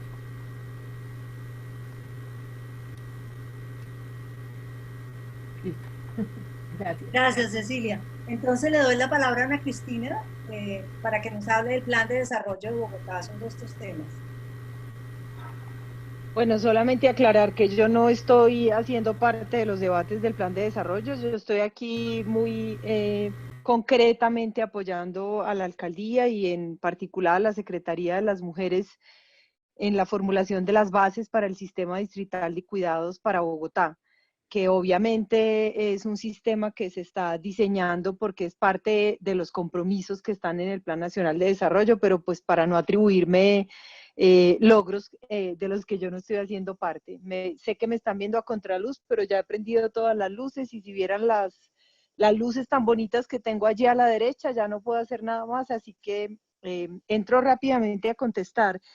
Pues en realidad estamos teniendo muchas conversaciones, pero la idea que tenemos con la formulación de un sistema distrital de cuidados para Bogotá tiene pues un fundamento que ha sido discutido en esta conversación, y es que a través de ese sistema podamos asegurar las mejores condiciones para la existencia humana, porque ese cuidado que tiene lugar en los hogares es nada más y nada menos el cuidado que nos permite tener o asegurar la existencia humana. Pero puesto en términos concretos, lo que realmente busca el sistema es crear las condiciones que le permitan al distrito movilizar toda la institucionalidad del Estado local y de otros actores involucrados en la corresponsabilidad, como estaba explicando Cecilia. Esto quiere decir una corresponsabilidad entre la empresa privada, el Estado, las comunidades y las familias u que el componente de cambio para esta transformación decía entonces condiciones que quitan al distrito movilizar toda esa institucionalidad para la corresponsabilidad frente al cuidado, de manera que se pueda liberar de tiempo, perdón. ¿Me escuchan? No, era porque habías perdido un momento como la señal, pero ya te recuperamos y te estamos oyendo bien. Ah, bueno, es que en ese instante que tú hablaste salió un letrerito que decía conexión inestable. El propósito, digamos, de esta movilización de toda la institucionalidad para la corresponsabilidad en el cuidado, o los propósitos tienen que ver con liberar tiempo y reducir el tiempo total de trabajo para las mujeres, redistribuir el cuidado, el trabajo de cuidado no remunerado y también contar con mecanismos que permitan su valoración y su reconocimiento material. Por supuesto que entendemos y además pues compartimos en un cierto sentido la importancia también de este salto al que nos invita Cecilia de pensar en el cuidado como un sector productivo, pero estamos trabajando también como en esta visión, digamos, más amplia y más comprensiva de lo que sería un sistema distrital de cuidados para Bogotá. Esto, por supuesto, daría para una conversación muy extensa. Yo solamente quiero dejar esos puntos, pero en otro momento podríamos seguir la conversación. Y quiero agregar una cosita muy chiquita sobre la pregunta que hicieron sobre la agricultura y el sector rural, y es una reflexión casi que personal. Yo creo que esta epidemia nos está poniendo a todos a transformar nuestros patrones de consumo en un sentido que podría ser muy positivo para el futuro de nuestras sociedades. El primero es que estamos teniendo que hacer un consumo muy local y una economía casi que solidaria. Yo me imagino que a todos ustedes les pasan, pero yo ya compro los tomates del señor que pasa caminando por la calle, las cebollas de no sé quién, y creo que esa idea de tener un consumo más local es una idea potente y muy importante. Pero la segunda es consumir menos. Yo creo que pues el expresidente Mujica de Uruguay lo dijo mejor de lo que podría decir cualquier manera, pero mientras la sociedad se piense solamente como una sociedad que vive para ver cuál es, qué es lo siguiente que va a consumir, pues no tenemos futuro, y creo que esta pandemia nos ha obligado a todos a reducir y a transformar nuestros patrones de consumo de una manera que sin duda va a darle centralidad pues a la agricultura y a todo el sector rural de nuestro país. Gracias, Ana Cristina. Yo, a propósito del tema de datos, quiero recoger, alguien acaba de escribir en el chat una preocupación importante, ya te doy la palabra, Mauxi, pero está diciendo que nosotros para poder contabilizar la economía del cuidado dentro del PIB, tendríamos que tenerlo dentro de las cuentas nacionales. Le voy a dar un segundo la palabra a Cecilia para que nos explique qué hay hoy y qué es lo que habría que cambiar para que tengamos información clara sobre lo que significa la economía del cuidado en la economía colombiana. En este momento lo que logramos es que se construya una cuenta satélite de las cuentas nacionales donde se incluyen las cifras que se sacaron de las encuestas de uso del tiempo. Ya llevamos 2 o 3, y eso es lo que nos da 18-19% del Producto Interno Bruto. Para que se incluya como un sector productivo, tiene que distribuirse entre lo que son actores productivos, que es entre el Estado y el mercado, ¿sí? En ese momento en que el Estado asume una parte, por ejemplo, todo el cuidado de los sectores más bajos de ingresos, porque cuidado no solamente de los niños y esto, sino muchas otras cosas, en ese momento el Estado genera una demanda de empleo, ese empleo genera ingresos y se genera una dinámica económica. Otra parte es el mercado, los sectores de ingreso medio, etcétera, que demanden esos servicios al asumirlo el mercado generan esa misma dinámica. Ahora, si la economía del cuidado entra como un sector productivo, el Estado lo regula, ya los trabajadores del cuidado no se van a llamar cuidadores, sino trabajadores, como cualquier otro trabajador. Pero ese es el proceso que no hemos podido hacer, y para hacerlo, lo que yo estoy tratando, y me imagino que habrá otra gente, es mostrar en un modelo de equilibrio general cómo eso te genera una dinámica inmensa, cómo quitarle ese peso a las mujeres y distribuirlo entre el Estado y el mercado, y en ese momento se constituye un sector productivo, es lo que genera empleo, demanda de empleo, que es una cosa que a ti te preocupa porque habrá más mujeres trabajando, Sergio, pero habrá más demanda de cuidador, de lo que se llaman hoy cuidadores, y eso trae una dinámica económica. En ese momento se vuelve un sector productivo, el Estado lo regula, los trabajadores se llaman trabajadores y no cuidadores y se someten a la reglamentación laboral. Gracias, Cecilia. Mausi, entonces cuéntanos un poco todo este tema de cómo fortalecer los datos y de qué estamos hablando. Bueno, para responder un poco, o más bien para corroborar, porque yo creo que Juan José García lo que estaba haciendo era corroborar un poco la idea de la importancia de los datos. Yo creo que es precisamente eso, reforzar la idea de que si nosotros no tenemos los datos propios para contabilizar la población colombiana en diferentes categorías y en diferentes rangos, obviamente no vamos a poder tener políticas públicas adecuadas ni tampoco para poder medirlas. También es importante tener estos datos porque no sabemos el tipo de exclusiones con las cuales estamos tratando en Colombia, porque el tipo de exclusiones por género son muy distintas al tipo de exclusiones por raza, por etnia y en el tema de la ruralidad.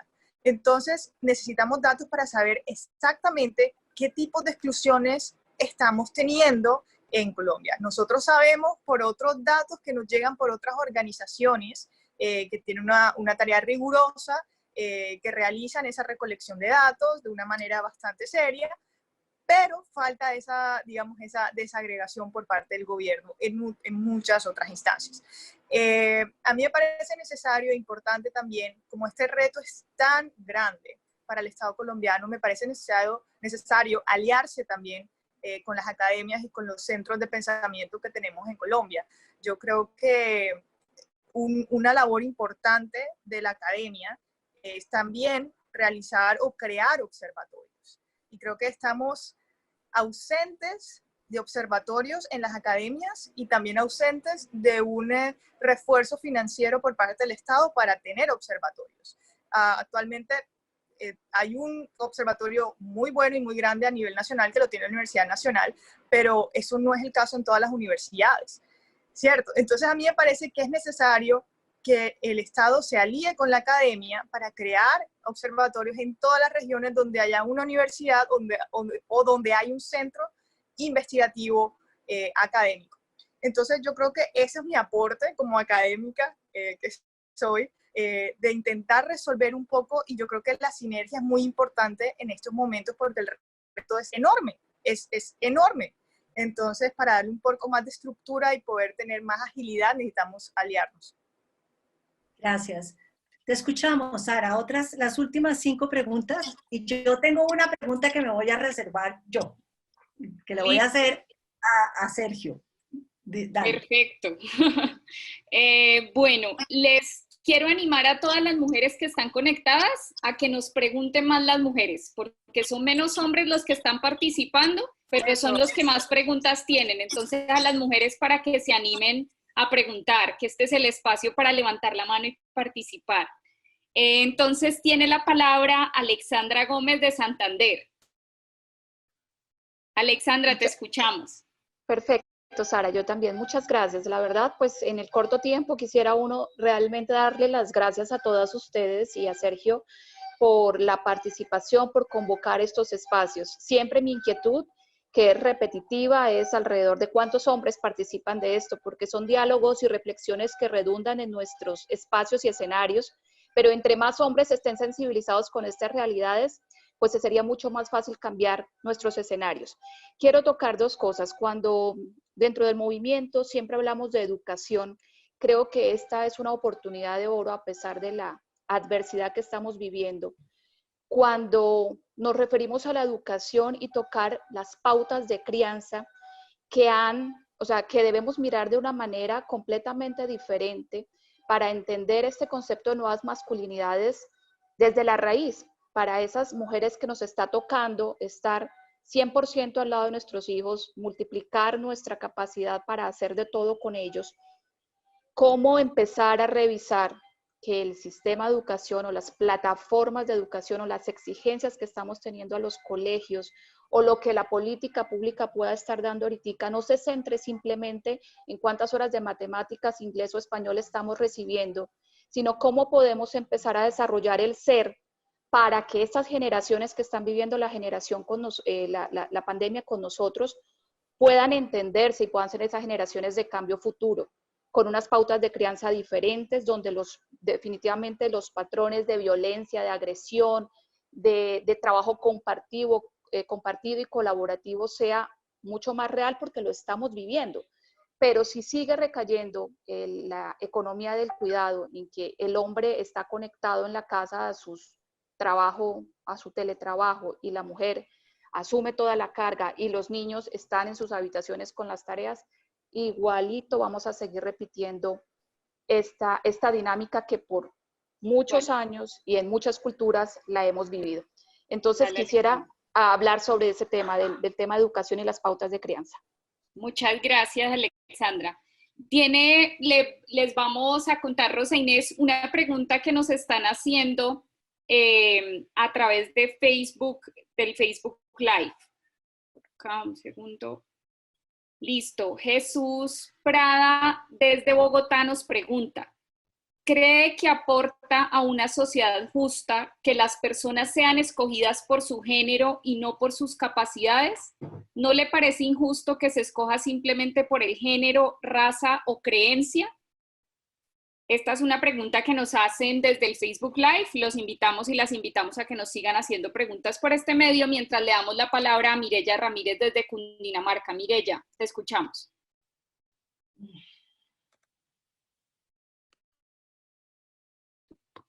Mireya. Aló, muchas gracias, Sara. Un saludo especial para el profe Sergio, para las panelistas.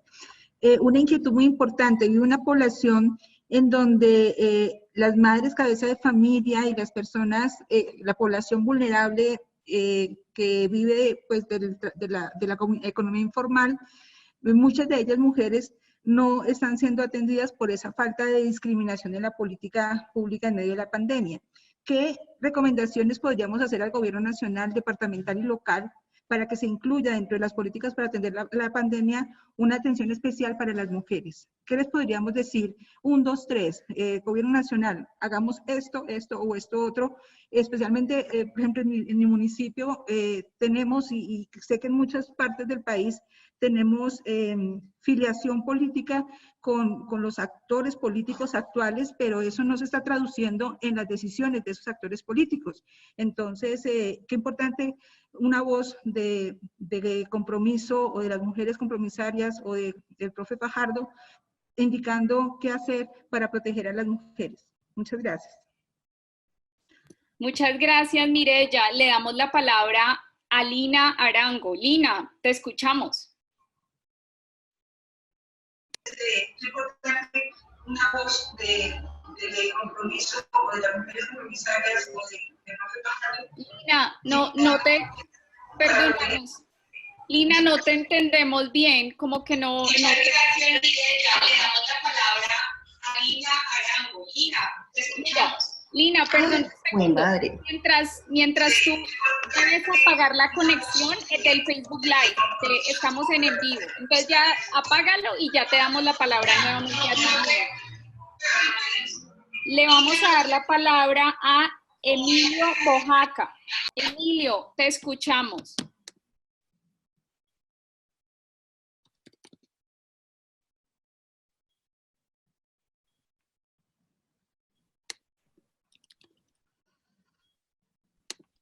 No escuchamos a Emilio. Le vamos a dar la palabra a Jorge Eliezer Ceballos. Jorge Eliezer, te escuchamos.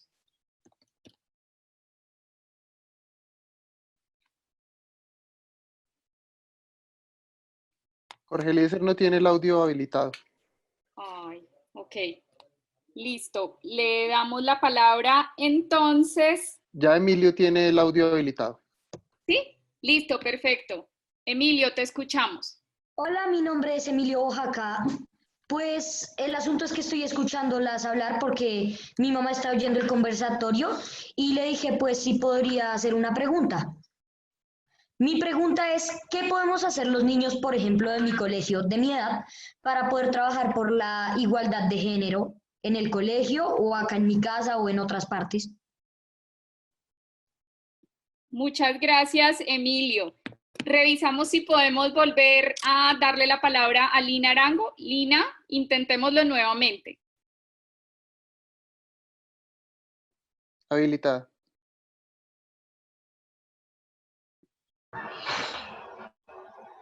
Lina.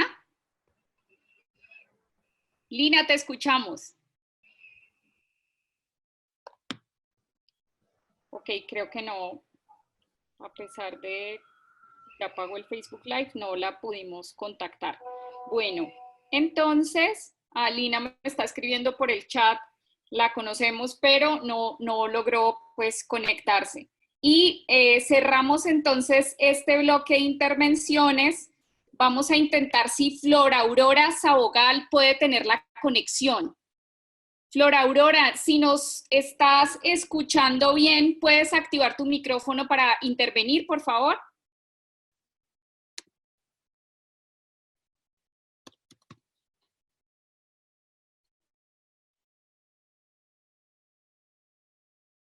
No tiene el audio habilitado. No lo logramos. Ok, listo. Entonces vamos a cerrar este bloque de intervenciones con Camilo Cuadros desde Buga. Camilo, te escuchamos. Buenas tardes, un saludo para el jefe y los panelistas. No, yo quiero hacer una pregunta y tiene que ver con un grupo de personas, de mujeres, a las cuales considero yo que se ha perdido en este momento o se está perdiendo en este momento la oportunidad de poderlas apoyar, sacar adelante, y son las niñas de trabajo sexual. Esas personas quedaron perfectamente desubicadas, sin ningún tipo de ingreso, sin ningún tipo de oportunidad, sin ningún tipo de opción para educación. Y veo que nadie ha aportado, ha apoyado, ha generado ningún programa que de alguna manera pueda sacar a estas mujeres a una vida diferente y con un objetivo distinto. Esa básicamente es mi pregunta. Muchas gracias, Camilo. Entonces, Rosa Inés, te damos paso a ti para que puedas direccionar las preguntas a nuestras invitadas y a Fajardo. Ok, bueno, hay una primera pregunta que yo quisiera pedirle a Sergio que respondiera y es, gracias Alexandra por el reconocimiento a nuestro trabajo, pero es posible porque podemos todas y todos estar en esta conversación. Pero hay una pregunta muy interesante que tiene que ver con muchas cosas que ha venido planteando y discutiendo Sergio a lo largo de su carrera política, y es cuáles serían esas nuevas formas de educación que pudieran propiciar precisamente la agenda de las mujeres para la sociedad. Y en esto yo simplemente diría que el problema de introducir la perspectiva de género en la educación no es contar niñas y niños para saber que hay el mismo número, sino es, repito, el tema de la agenda de las mujeres para la sociedad en el proceso educativo. Entonces, pues ahí hay una pregunta y una preocupación por cómo se podría hacer esto. Te doy la palabra inicialmente, Sergio, para eso. Gracias, Rosa Inés. Voy a empezar respondiendo la pregunta acerca del tema de la educación y lo voy a responder de una manera muy concreta y muy corta, porque hay, pues este jovencito, Emilio, también nos hizo una pregunta directamente relacionada con el tema de la educación. Este es un ejemplo, pero esto se puede hacer y todo consiste, yo insisto en todo esto, que quienes conducen tengan claros estos conceptos, que políticamente se asuma el tema de la igualdad de género, del enfoque de género, como parte de la política para tomar las decisiones. Esa es la clave para mí de todo esto y por eso es muy importante toda esta discusión sobre la agenda, sobre la participación, de la discusión dentro de todo esto. Miren este ejemplo. Se me ocurre en el momento que Emilio hace la pregunta. A clase vamos a volver eventualmente. Es una de las discusiones acerca de cuándo los niños, jóvenes, cuándo se puede volver al mundo de la educación, incluyendo la educación universitaria. Pero ustedes imaginan si en Colombia nos proponemos hacer lo siguiente. Vamos en todo colegio, en toda institución educativa de nuestro país a reflexionar sobre lo que significó la pandemia y desde la perspectiva de lo que ocurrió en los hogares, lo que los niños, los jóvenes vieron con sus madres, con todos esos espacios y prepararnos para hacer una discusión y unos aprendizajes ya en la escuela, con las maestras, con los maestros, articulando la casa. No estoy hablando de nada extraordinario, pero eso se puede hacer, eso nunca en la vida se ha hecho, pues nunca habíamos tenido una pandemia de esta naturaleza, pero se puede hacer como parte de un proyecto de país. Es una decisión política y estoy seguro que sería extraordinario para un chico como Emilio y como todos hacer esa reflexión, hacer la reflexión en conjunta, toda Colombia conectada hablando sobre eso. Eso se puede hacer y vale 0 pesos, 0 pesos. Es cuestión de formularlo en términos políticos y hacer esa reflexión. Y así se aprende, Emilio. Así se aprende y esta es la oportunidad más grande, porque recuerden una cosa, me estoy animando y sé que tengo que parar. Recuerden una cosa, mucho de lo que se está diciendo permanentemente es que la educación sea relevante para la vida de las personas. Esa es una de las discusiones siempre. Y para las nuevas generaciones, pues más relevante de lo que acaba de pasar no vamos a encontrar nunca en nuestra historia. Y es una oportunidad extraordinaria para, ahí veo a Emilio, para que se pueda decir. Entonces, fíjense ustedes, podemos promocionar eso. Yo no sé si en términos políticos pues nos pongan atención, pero eso sería una forma de hacerlo. Y la otra que quiero señalar dentro de todo esto, y es, miren, nosotros hemos hecho muchas cosas, en Colombia se han hecho muchas cosas, en Medellín, en Antioquia, cuando nosotros gobernamos, yo por lo general soy tímido en reclamar por las cosas que nosotros hicimos, pero no, y no fue por mí, no fui yo quien condujo, fui partícipe y aprendiz de muchas de estas cosas porque me reconozco viniendo de un mundo masculino con la formación que tuvimos nosotros, pero en la ciudad de Medellín, en la gobernación de Antioquia, alrededor de los programas de las mujeres, con mujeres extraordinarias que lo lideraron, hice una cantidad de programas que educan a la ciudadanía. Lo que pasa es que muchas veces solamente se ve desde Bogotá, pero hay que entender lo que pasa en muchas partes del territorio. Y lo que hicieron allá, repito, no yo, sino una cantidad de mujeres, algunas están participando por ahí, fue extraordinario y esas experiencias son valiosas. Y solo cito una para citar, cuando se acabaron los reinados de belleza, la reflexión que había alrededor de terminar con los reinados de belleza. Eso es educar a la ciudadanía desde el poder, pero requiere que haya las personas que tengan esa visión y ese conocimiento. Termino yo ahí para no extenderme más. Gracias, Sergio. De todas maneras, hay una pregunta, y creo que tiene que ver con mucho lo que ha dicho Silvia, ¿cuáles serían, si nosotras hoy las mujeres quisiéramos destacar 2 o 3 puntos de nuestra agenda para presionar y exigir a los gobiernos locales, regionales, nacional, precisamente como resultado de esta reflexión en la pandemia? ¿Cuáles podrían ser esos énfasis, Cecilia? ¿Qué es lo que tendrían las mujeres en conjunto como movimiento de mujeres o como parte del movimiento de compromiso ciudadano o como parte de otros movimientos? ¿Cuáles son como los 2 o 3 temas que pueden hacer el clic para seguir avanzando en esta transformación? ¿Cuál podría ser el tema en la agenda? Cuando uno mira la situación de Colombia comparada con otros países, algo que hacen los foros, el foro de Davos, uno ve que en Colombia hay un rezago muy grande en la parte política. Tenemos una participación política ridícula, por debajo del 20% de lo que debería ser. O sea, para lograr igualdad de participación política, nosotros estamos en el 20%, o sea, nos falta todo. Y la segunda es en la parte económica. En educación hemos logrado equidad y aparentemente en salud, que yo me imagino que Rosa Inés y ustedes me pueden asegurar de que eso está muy lejos. Entonces yo creo que aquí hay que hacer un gran esfuerzo por aumentar la posibilidad de que las mujeres tengan autonomía económica. Es decir, yo creo que las mujeres han hecho un esfuerzo gigantesco en educación. Esto es una vergüenza que las mujeres en muchos sitios, incluyendo las nuevas generaciones de mujeres rurales, se están educando más que los hombres, permanecen más en el sistema. Sin embargo, a la hora de entrar al mercado laboral hay un gran freno. Y yo creo que ahí debería haber unos estímulos claros para que se hiciera un esfuerzo de que estas mujeres, igualmente educadas que los hombres, tengan la oportunidad de entrar y mejorar sus ingresos. Yo insisto, la autonomía económica es que es una vergüenza, que el 30% de las mujeres de América Latina tengan autonomía económica y el 70% no. Por ahí empieza la desigualdad. Lo segundo es la parte política.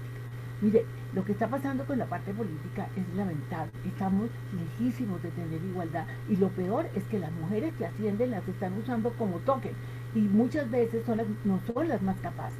sino son las mujeres que tienen unas relaciones familiares de cualquier tipo con este núcleo que se ha apoderado de la política.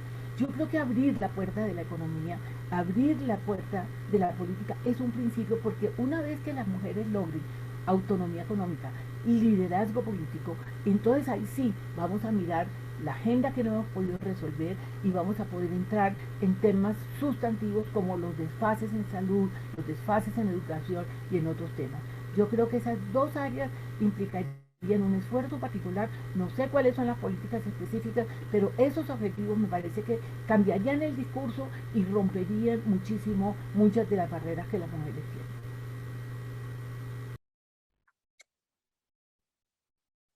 Gracias, Cecilia. Hay Cristina Gallego, que es la coordinadora del Tolima, me dice que si puede simplemente decirle algo al niño que nos hizo la pregunta, perdón. Emilio. Entonces, adelante, Cristina, tu aporte puntual. Creo que no está conectada. Ah, ok. Perfecto. No la veo. Adrián, ¿tú ves a Cristina? No. De pronto, si tiene otro nombre, no sé. Bueno, perfecto. Sigamos entonces. Bueno, de las preguntas entonces que nos acaban de hacer, solo nos quedan dos preguntas. Una que tiene que ver con la preocupación por cómo atender el grupo de población que trabaja en trabajos sexuales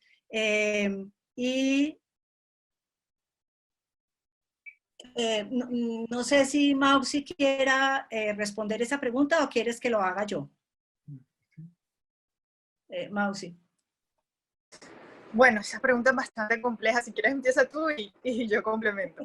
No, porque yo creo que simplemente no es mucho lo que hay que profundizar. Yo creo que lo que es importante entender es que hay grupos poblacionales que tienen trabajos específicos con problemáticas particulares que hay que abordar, como está el grupo, o sea, unas son las trabajadoras sexuales, otras son las trabajadoras domésticas, otras son las trabajadoras, por ejemplo, que están en ciertos sectores de la agroindustria. O sea, me parece que realmente lo que tenemos es que pensar cómo entender la problemática específica de grupos de trabajadoras que se pueden ver afectadas de una u otra manera por la pandemia para buscarles salidas. Pero me parece que más allá de eso no habría que decir. Pero le doy la palabra a Cecilia. Dale, Cecilia. Quisiera mencionar lo siguiente. Perdón, el caso de las trabajadoras sexuales forma parte de todos esos trabajos, de toda esta gente que trabaja en la calle. Yo no quiero hacer diferencia entre las trabajadoras sexuales y las otras personas. ¿Cuál es el gran problema con esa gente? La política social de los últimos 30 años ha pensado que el problema se resuelve dándole limosna a los pobres. Y se olvidó de que eso vuelve una categoría de gente que es pobre y no los prepara cuando superan la línea de pobreza para ser productivos. Ese grupo de personas donde pueden estar las trabajadoras sexuales por otras razones, esa gente es invisible para el Estado. Entonces lo primero que hay que hacer con toda esta población es volverla visible, y la única forma es bancarizarla. O sea, de la forma más elemental, que tú con la cédula puedas formar parte de un sistema para que entres en el radar de la política pública. Necesitamos que este 40 o 50% de las personas que hoy son vulnerables, donde entran desde los vendedores ambulantes hasta las mujeres trabajadoras sexuales o como se les quiera denominar, toda esta gente necesita ser visible, y así el Estado puede en un momento de una emergencia hacer algo. ¿Cuál es el drama? Que esa gente ha estado invisible. Entonces creo que en Colombia se tiene que tomar en serio la bancarización. Es mentira que el 85% de la población esté bancarizada. No estar bancarizada no es que tenga una cuenta bancaria, es que tenga alguna posibilidad de que forme parte del radar del Estado. Gracias. Gracias, Cecilia. Nos queda una última pregunta que tiene que ver con si es justo que a una mujer la elijan por ser mujer en un cargo versus un hombre. Y le quiero dar la palabra a Ana Cristina para que terminemos y le demos la palabra a Sergio. Ana Cristina. Gracias, Rosa Inés. Pues una reflexión. ¿Me escuchan? Sí, sí. Ah, ok, porque me empecé a oír como por fuera del audífono. Estas cosas nuevas que nos están pasando son muy extrañas. Muy chiquito. Yo creo que pues eso solo es tema de un gran seminario y de una gran conversación, pero yo quiero decir que para responder esa pregunta hay que entender que todas las medidas de acción positiva tienen origen en una comprensión o en la aceptación de un hecho que es la discriminación histórica de la que han sido, pues no me gusta usar esa palabra, pero es la que mejor lo ejemplifica, de la que han sido víctimas las mujeres en muchos ámbitos y en muchas dimensiones de la vida, de donde han sido o excluidas o donde están subordinadas o donde están, digamos, menospreciadas en muchos sentidos. Entonces, básicamente la idea de todo esto es poder nivelar el terreno de juego.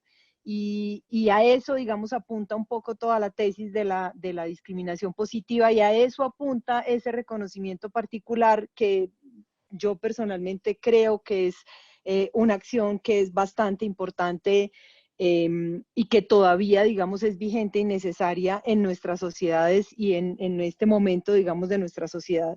Yo quiero aprovechar para decir dos cosas muy chiquitas antes de despedirme y agradecer como este conversatorio. La primera es que quisiera hacer como una alerta y por supuesto que me encantaría poder escuchar a Cecilia después otra vez, pero esta idea de llevar el trabajo, digamos, volver el trabajo de cuidado a un sector productivo, creo que tenemos que mantener la alerta de que las tareas de cuidado son tareas esencializadas como tareas femeninas y tareas con un bajo reconocimiento económico y social, y en ese sentido creo que la alerta es a que esto no se vuelva un trabajo precario más para las mujeres.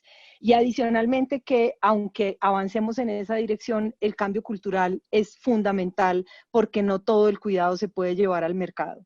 Y lo segundo que quiero decir es que en esa perspectiva que nos pone Cecilia de la autonomía económica y la autonomía política, yo quiero resaltar la autonomía física o la autonomía del cuerpo de las mujeres en dos sentidos. Primero, quiero que no se nos olvide que lo que hoy no atendamos en materia de salud reproductiva en esta pandemia son problemas y consecuencias que vamos a empezar a ver y que vamos a tener que resolver en un periodo de tiempo muy corto. En 6 meses y 9 meses vamos a ver todas las consecuencias de desatender la salud reproductiva. Y lo último, la autonomía física de las mujeres es un aspecto fundamental para su ciudadanía plena, porque ninguna, como la libertad femenina, que es el eje de la idea de ciudadanía, está tan ligada al cuerpo como la libertad de las mujeres, porque el cuerpo de las mujeres es un cuerpo sexuado para la reproducción y en ese sentido sus posibilidades de tomar decisiones libres sobre el cuerpo determinan su ciudadanía plena, y creo que esa es como la tercera patica de las dos cosas que Cecilia estaba señalando sobre autonomía económica y autonomía política. Muchas gracias. Bueno, muchas gracias, Ana Cristina. Entonces le vamos a dar la palabra a Sergio, pero me aguanto las ganas, Sergio, de hacerte una pregunta y pues la retomas de ahí, por favor, para concluir. Y es que hemos visto desde ayer y hoy toda una discusión en Twitter a raíz de un excelente que tú hiciste planteando que en el día de las matemáticas era importante reconocer que todavía había mucho camino, dicho en mis palabras, no en las tuyas, que había mucho camino que recorrer para avanzar el tema de las mujeres y el acceso de las mujeres a la ciencia. Sin embargo, luego hiciste un retweet de una conversación entre dos hombres sobre la importancia de las mujeres matemáticas y por supuesto generó un grandísimo rechazo de algunas mujeres y hombres. ¿Qué opinas de eso en este contexto de cómo los hombres empiezan a asumir la agenda de las mujeres para el conjunto de la sociedad, que es el esfuerzo que estás haciendo además al invitarnos a esta conversación? Por eso no me aguanto las ganas de hacerte la pregunta. Por favor. Bueno, pero listo, yo la voy a responder. Y muchas gracias por la participación. Yo me siento muy orgulloso de estos espacios. No tengo la menor duda que muchas personas aprendemos mucho escuchando a nuestras invitadas, a la reflexión que tenemos que hacer, y para mí eso es una parte muy importante de la política. Y todos nos tenemos que formar y multiplicarnos y profundizar los aprendizajes y en particular con el tema del desarrollo de las mujeres. Ahora paso a la realidad de las redes y toda esa confrontación que se da en el contexto de las redes.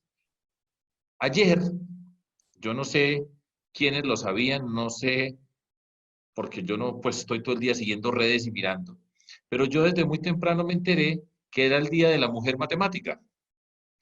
Yo hablo aquí en términos personales, desde hace ya décadas, porque ya la vida se cuenta por décadas, he sido reiterativo antes de entrar a la política y siempre acerca de la participación de las mujeres en las ciencias, en discutir, y mi convicción profunda de que no existe ninguna diferencia por el género, sino que hay unos elementos culturales que se pueden abordar, que se tienen que tratar, y es la participación de las mujeres en las ciencias y en particular en las que yo me he desempeñado toda la vida en el mundo de las matemáticas.